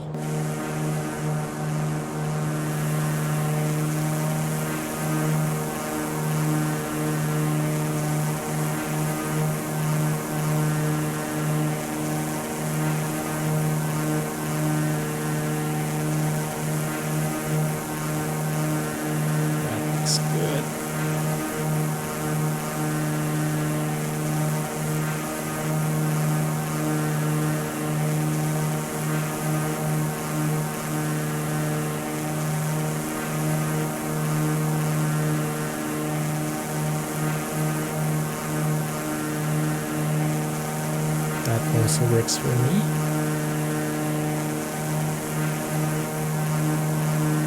There's our friend at the back following us. Nice. Man, that is beautiful. Beautiful in there. Airspeed still maintaining. Okay, good. It's the one.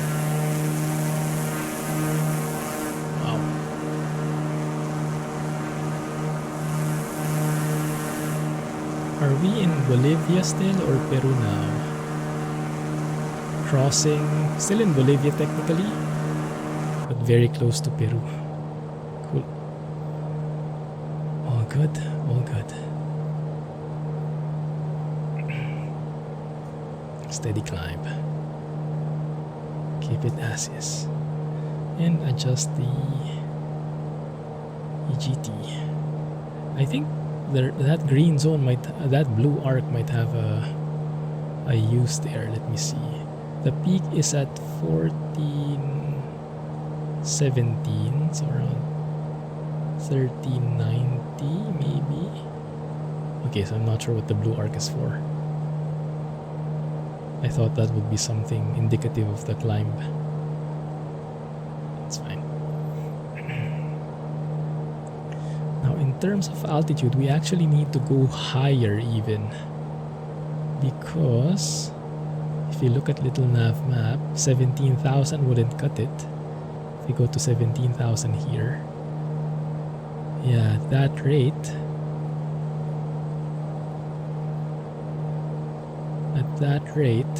I'm going to hit this top. That is 17,000 feet, 17,310. Yikes.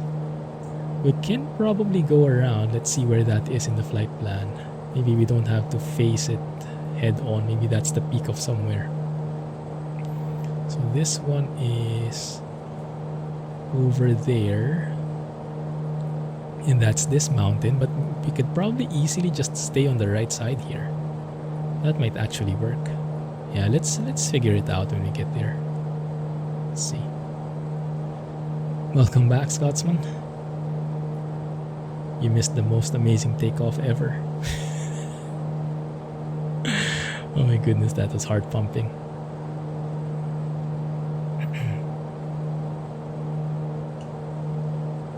Is it me or did that get dirty? Oh, that's the one I'm looking for. Do not open above 132 knots, indicated airspeed. Where we are still below 132 knots, so we should be able to technically open that, but I don't think I want to risk it.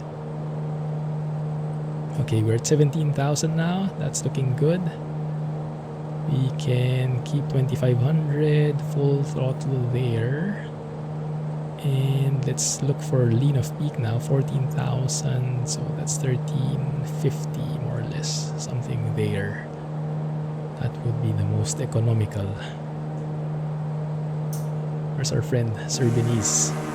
It's right there, right below us. Welcome back, Jay. How have you been? What have you been playing recently? This is a huge lake. Yeah. Can hardly see any light, any land from afar.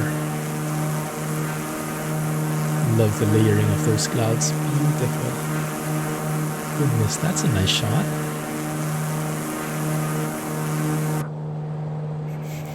OMG.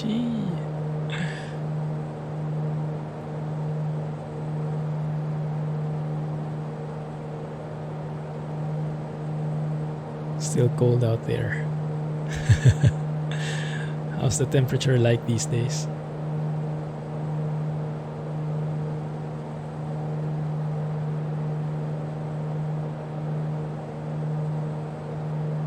Now I'm guessing, yeah, the VOR should be behind us. Yeah, that's the one. 120, 125, so somewhere here. Behind us on our right, somewhere there. Is there a closer VOR we could start tracking? Maybe? Hey, 32! Goodness! GG, man. Thanks for that, appreciate it. 16 degrees? Yeah, that's cold. Man, that sounds lovely. 115.5. Let's tune that in. That's a different one altogether. There you go. Okay, what happened with the altitude there? I guess the local altimeter changed. Yeah. So let's tune that in. There we go. There it is. So this one, this VOR should be, yeah, 305 on the heading. That means it's to the west there, northwest. Actually, that's maybe where we're headed right now. Yeah, we're pretty close. So now somewhere here rather, because we're facing northwest already. Cool. 9 to 10 at night. Yeah, I can imagine. Nice. Fun times, huh? So it's going to be 1 hour 13 minutes before we get to our destination, so we definitely need to step it up. Let's fast forward that a bit. No top bar today, yeah. We're not doing a traditional flight. We had a very, how do you call it, unorthodox takeoff a few minutes ago. Something I was not expecting at all, but it needed to be done. For those who just joined the stream, this is how it looked. So we landed fairly safe in this airport, and then we tried to take off from the same runway, but something kind of went wrong. because there are actually mountains here right in front. And so we had to be creative, go around the mountains literally on the ground, and then we had to take off from the opposite direction, and then we got enough momentum to climb. So yeah, a bit unorthodox takeoff right there, but it all worked out good in the end, so no complaints. Oh my goodness, that looks so nice. We're going to be punching through that, hopefully not. Yes, we are though. Let's start descending here. Turn off autopilot. Let me do this manually for now. Oi, why so finicky? So sensitive.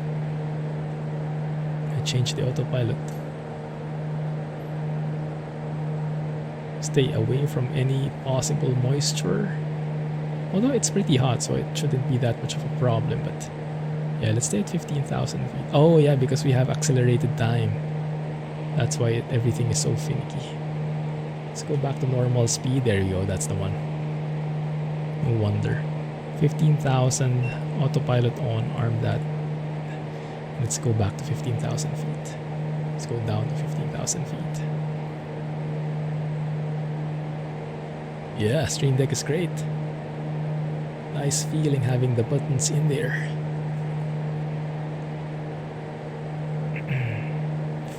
Quite pricey, but worth it. Okay, let's look for the right thing again. The peak this time is 1440, so let's go at maybe 1400, something like that. 1390 should be good. All right, speed that up. Should be good to go. That's the airport we are tracking. I think there's a VOR right there in that airport. That's the VOR. Yeah, we're getting close to it.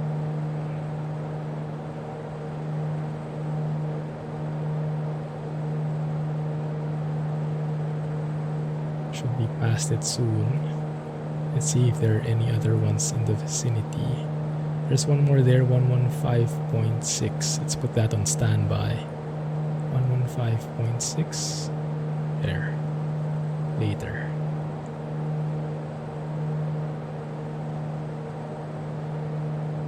Is that lightning? Yikes. Oh yeah, it is. Stay away from those clouds. Our friend's actually following us. I wonder what his sim rate is. Shooting games? Nice. Anything you're enjoying in particular?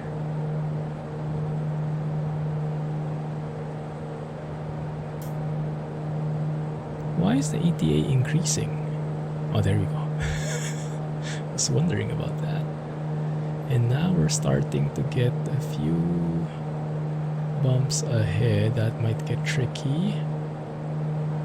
Hopefully we won't have to escape some of these mountains. We'll see how it goes when we get there. So many different games.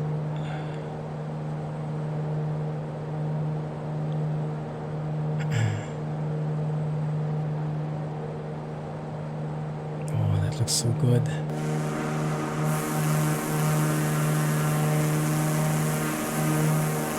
Yes.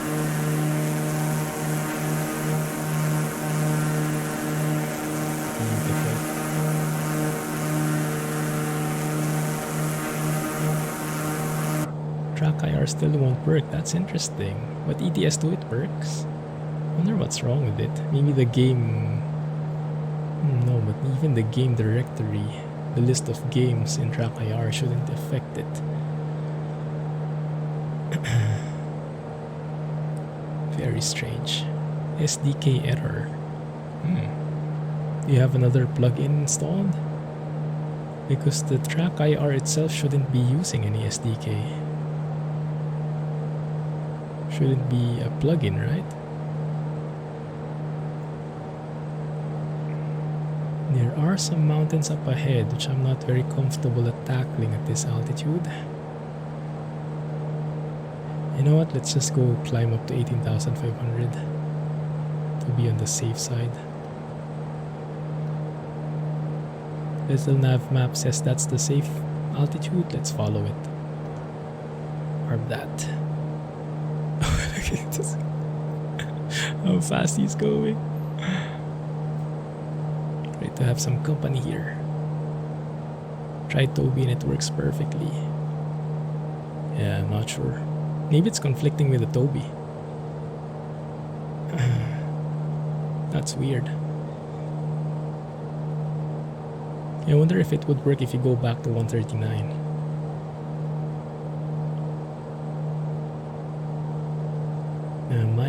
Mine was basically the same.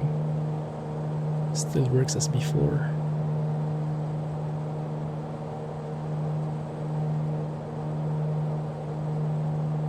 We crossed over to... Yeah, we have crossed over to Peru.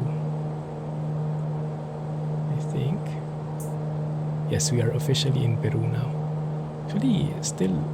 Yeah, early. A while ago, while we were still at that lake. The latter part of that lake was Peru. Very nice scenery here.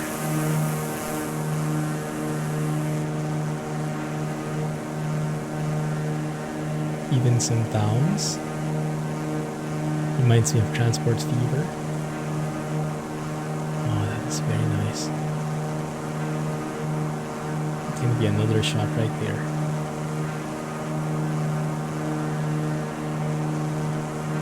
Oh. Beautiful.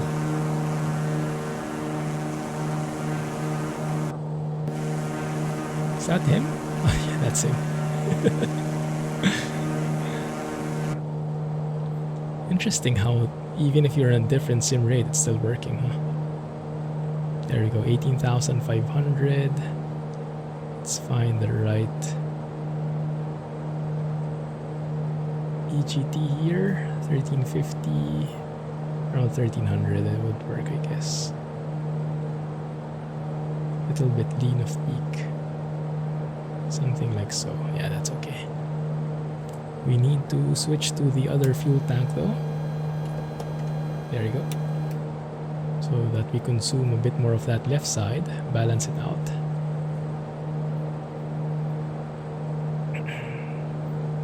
That is looking great. And now we definitely probably wouldn't be safe to open that. Okay, 1560. Switch that out. There it is, the new VOR that we're tracking. Let's find it out. There it is. Tracking 325. Which is basically straight in front of us. Oh, cool, perfect. So I see some mountains up ahead, but yeah, we should be fairly clear of them. Around 2,000 feet above them. Although we are not clear of the updrafts, looks like. Oh, that's very shaky.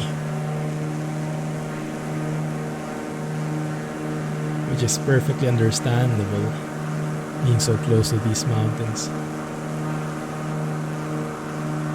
Man, the clouds really look so natural, don't they? I love it. Oh, this is sightseeing. With a little bit of adrenaline pumping action with that that airport in the middle. I was initially worried about the first airport we took off from because it had only 3,000 feet of runway length, but it was fairly low. I think it was also 3,000 feet in elevation, so it wasn't really a problem. But yeah, I did not anticipate that this airport at 12,000 feet would give us a lot of problems. 12,000 feet above mean sea level and mountains all over the vicinity. So that was the longest takeoff roll I did, and even with that, we barely cleared the mountains and had to stall somewhere in the middle of the road. Scary stuff. But it all worked out in the end, so I'll take it. Ah, yes, that's the one. That's what I'm looking for. These mountains. Yeah. So I'm a member of one of the FS 2020 Facebook groups. And people have been sharing screenshots, amazing looking screenshots. A lot of them in the South Americas. That's why I got inspired to fly here as well, to find those shots. And now I think I've found some of them. Very nice view here. Stilt that a bit. Beautiful.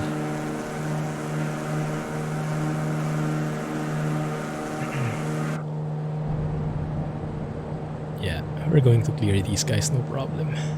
Might get shuffled around a bit though. Can imagine the updrafts coming from here. Whew, there we go, it's starting. Oh, that looks so nice.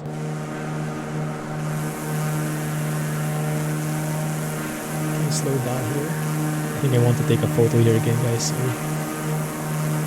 That just looks so good. Oh, yeah, that's the one. That's the thumbnail shot right there. Beautiful. Ooh, the lighting on the plane, that reflection, how real that looks, and all the mountains behind, the different layers and visuals. That is definitely the thumbnail shot. My goodness. That made all the effort of the initial flights all worth it. So good. Yeah. It's actually interesting. A lot of people are wondering why in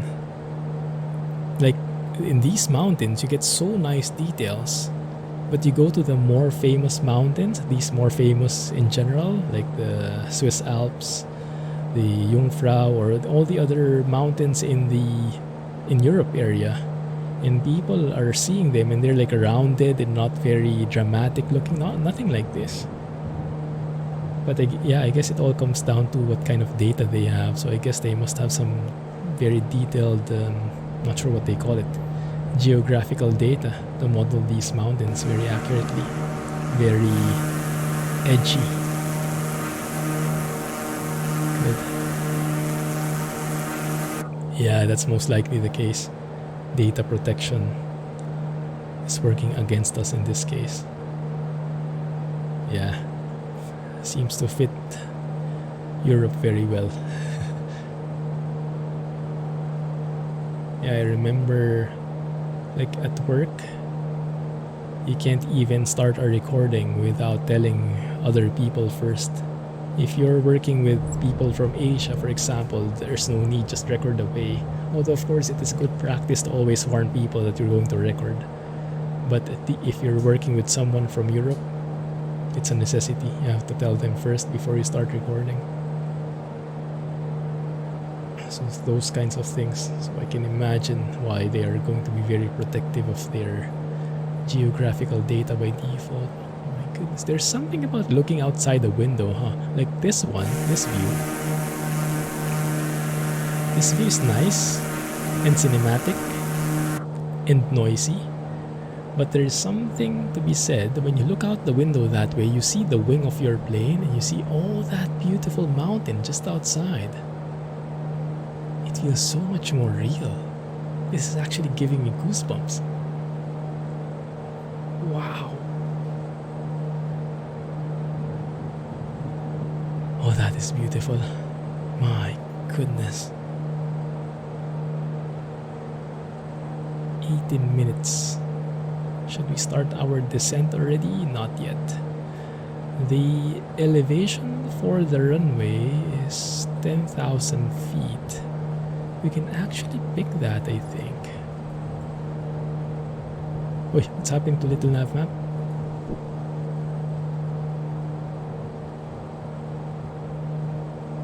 Bugged out on me? Whoa, whoa, whoa. me open that again. Hopefully this time it's better.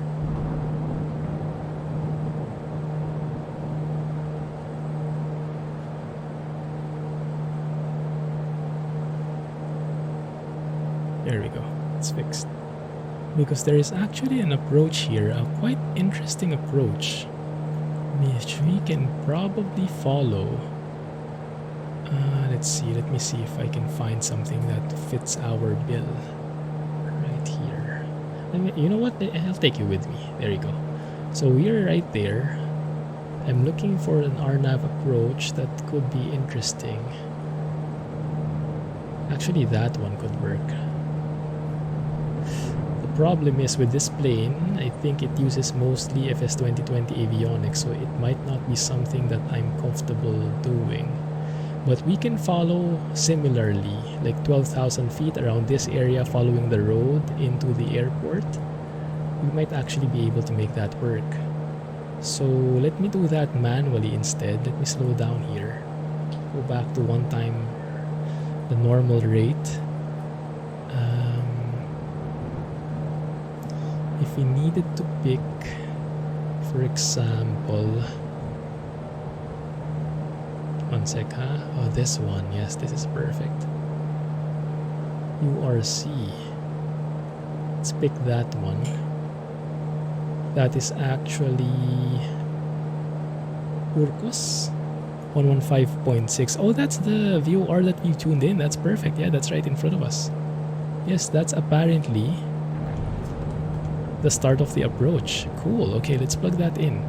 So if we look for procedures here and we select an approach, we should be able to pick an RNAV 28 approach with a transition to Urcos. That's the one, the last one. And we can activate that. There it is. What is that saying? What is that warning? I'm not sure, but there we go. Starting there now. And Urcos, we should be above 18,000. Yes, we are. And then 15,700 at the next ones, 14,600. Okay, so let's do this waypoint by waypoint. Let's follow this one. You can see the number of waypoints there, which we're basically following the road. That's pretty cool. Okay, we can keep that. Volcano, that looks good too. Please no. Man, so nice.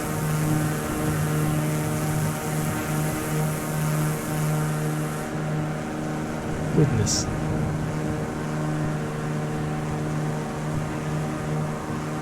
Add one more screenshot to the mix. So it looks like we'll be descending like in the middle of a valley here. It kind of gives me like a lowy approach, Innsbruck approach in Austria.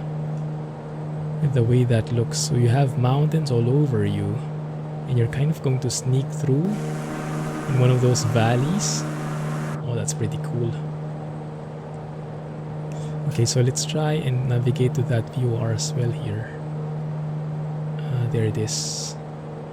We're headed straight for it. 002 course. Let's also adjust this one. It's a bit manual. Also this one.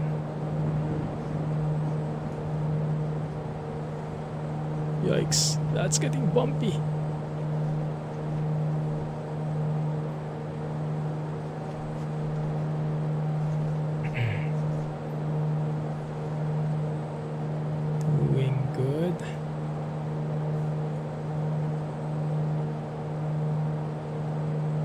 Is there a way to show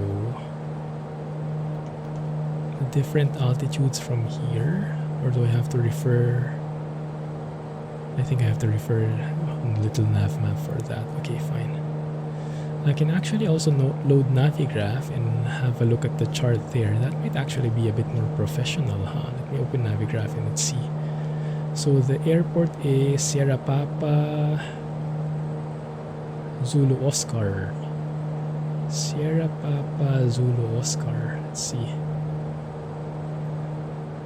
Sierra Papa Zulu Oscar. the charts there. So we're doing the runway 28 approach, or nav. There's a continuation, my goodness. It's that detailed. That's the one. Urcos, initial approach fix. And 15.7, 15.2, 14.6. So those are the minimum altitudes. And then from there, where do we end up?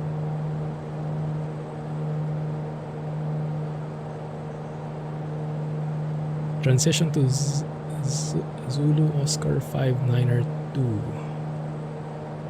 Huh? 59er2. Oh, that one. Initial approach fix. Okay, I see. It's a bit different. Okay. Phew. Alright, let me try and understand that then. That might be a bit more complex actually. For final and missed C. Okay, let's have a look at runway 28. Continued. Okay, after you get there, that's the runway itself. Look at the missed approach here. Very unique approach. Goodness. And the airport itself, it's a pretty straightforward airport. Runway 28. The taxiways are at the end. 11,000 feet should be no problem there. Okay. Pretty straightforward. This one is the tricky part though. Alright, let's have a look. Put that on the left. Should be reaching Urcos now.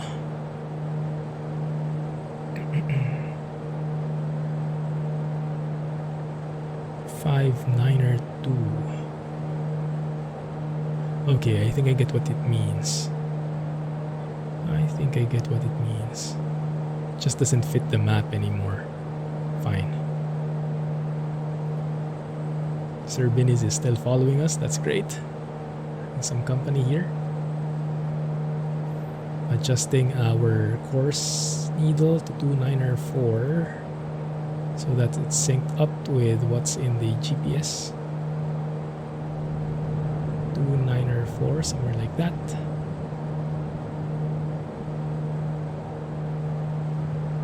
The heading I'll just put under the final approach fix, which is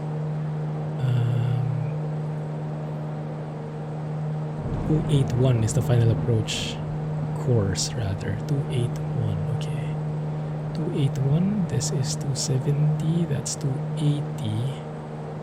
281 is this way. Okay, works. Alright. So let me see.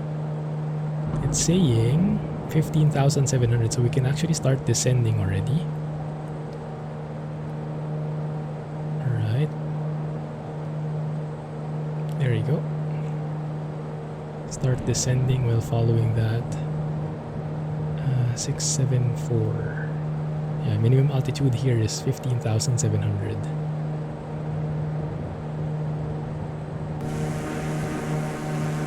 There we go. So yeah, we're following that valley into the airport. I think the airport is right there in front of us. Yeah, that's the one. That's actually the one. Cool. Now we don't have any VNav here or anything. What's the plane doing? That's not really part of it. Is it? 674, 670 should be the next waypoint. Ah, fine. Let's leave it. Local altimeter. Start descending to 15.7, please. And where the heck is this guy going? Ooh, goodness, let's clear that out, declutter this a bit. There you go. Good. That's more clear. Okay. That works for me. Zulu Oscar 59er2. Oh, that's actually pretty... Yeah, that's the end of it already. 13.5 now.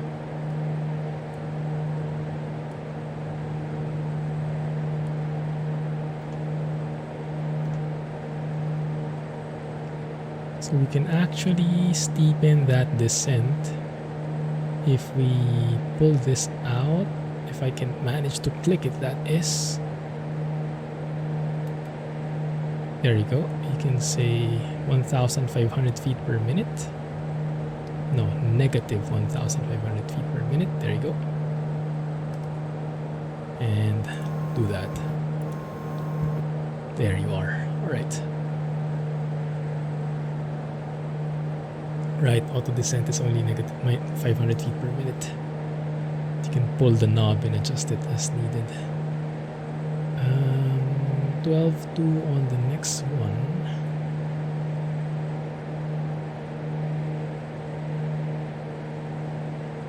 Well, if it's pretty clear here, might as well go hand fly this thing. I don't think we need that much level of guidance. The airport is right in front of us. Let's just enjoy this trip.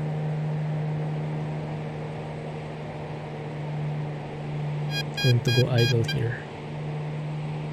Maybe not too idle. That's probably the landing gear warning. There it is. So let it coast along.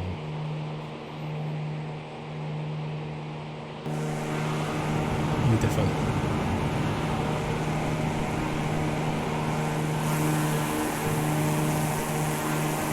This is a beautiful airport.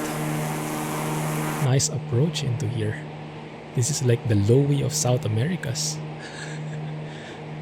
The Innsbruck of Peru.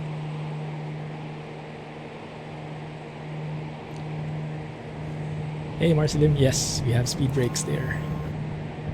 We don't need them right now, but we will probably need them later, you're right.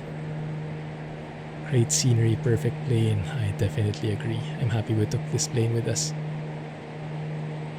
So scenic.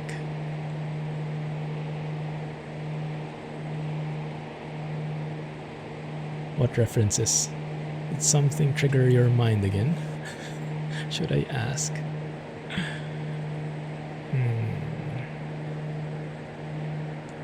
Looking good here.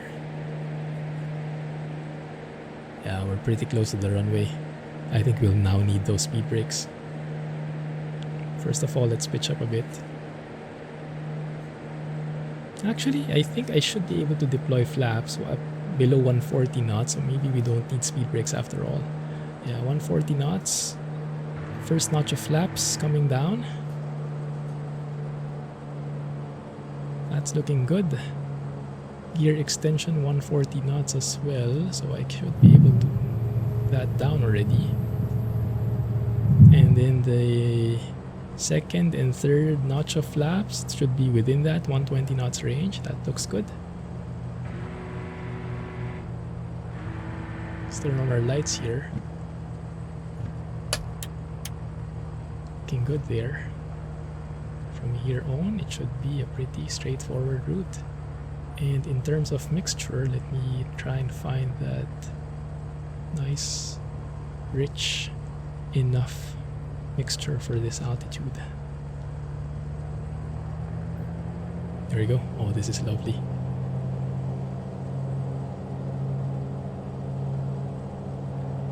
Let's keep it special that way.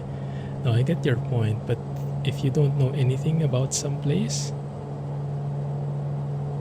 having some kind of connection would help.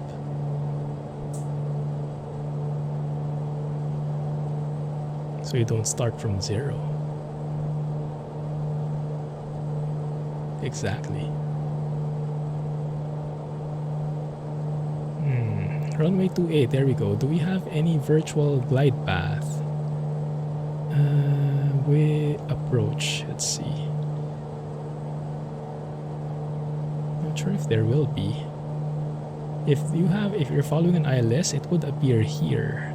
You have like a vertical guidance as well, but I don't think it's the case here. Looks like we're a bit low. There we go. What is the approach for this? It seems a bit steep. The angle, I'm looking at the angle. Is it 3 degrees? Oh, now we're high. Wow, that's very, very sensitive, huh? But man, that looks lovely. This area looks beautiful.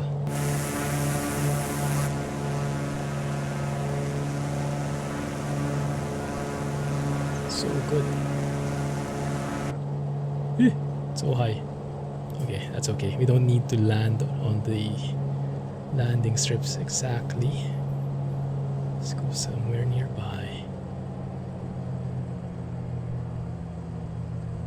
Sir Ben is went ahead of us again. It just occurred to me, is that blazing?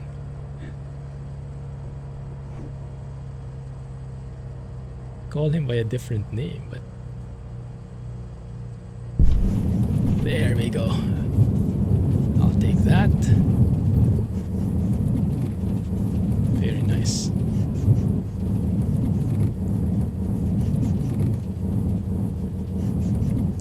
And just roll until the taxiway. I don't even know how to pronounce that. Tantefapaleandro Velasco hasta. So many abbreviations in there. Hey, wild dog! Alright, man, this is an amazing airport we found. Looking forward to flying here again. Maybe we can fly off from here next time.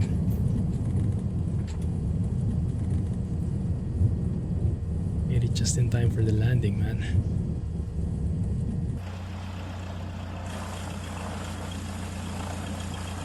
Is beautiful.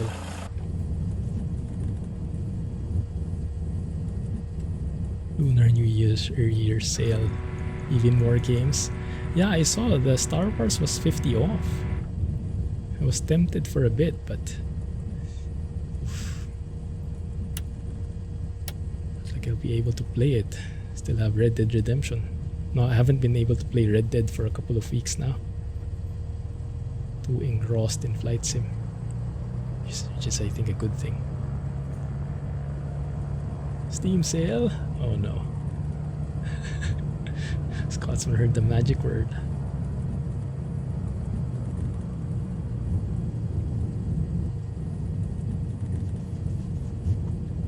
Awesome stuff.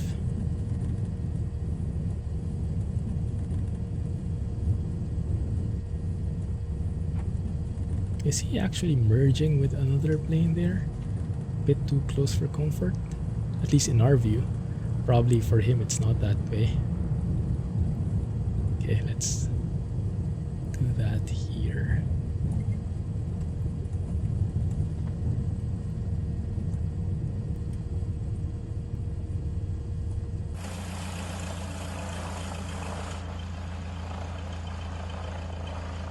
Settle right next to him, right here. Yeah, that doesn't look comfy. Can open this now finally. Phew, fresh air. Goodness, it's 38 degrees here.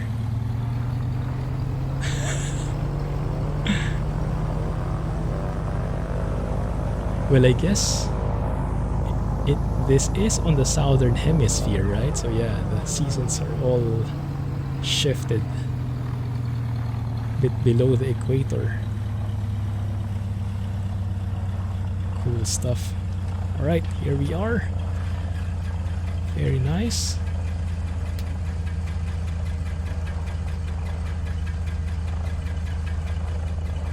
That actually how his engine sounds like? That's scary.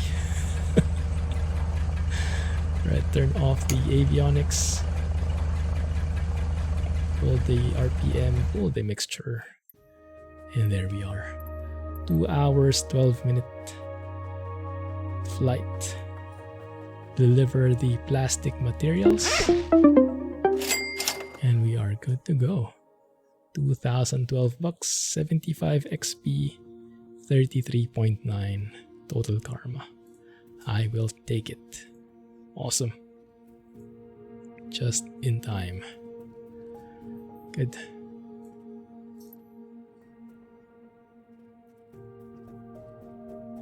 So many sales.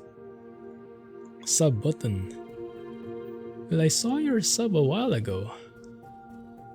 So I think it worked. Oh, nice. That was you. Yeah, I realized it very late. I connected your second name. Thanks for hanging out, man. That's amazing, actually. I would love to have more group flights like that. The more the merrier. The more the merrier. Is that how the saying goes? Yeah, appreciate the company, man. Till next time. Ah, perfect timing, Rohan. They say there's a sale on Steam soon. Anyway, I have to go, guys. Thanks for hanging out. Appreciate it. Had a nice, beautiful view. I'll share some photos in Discord.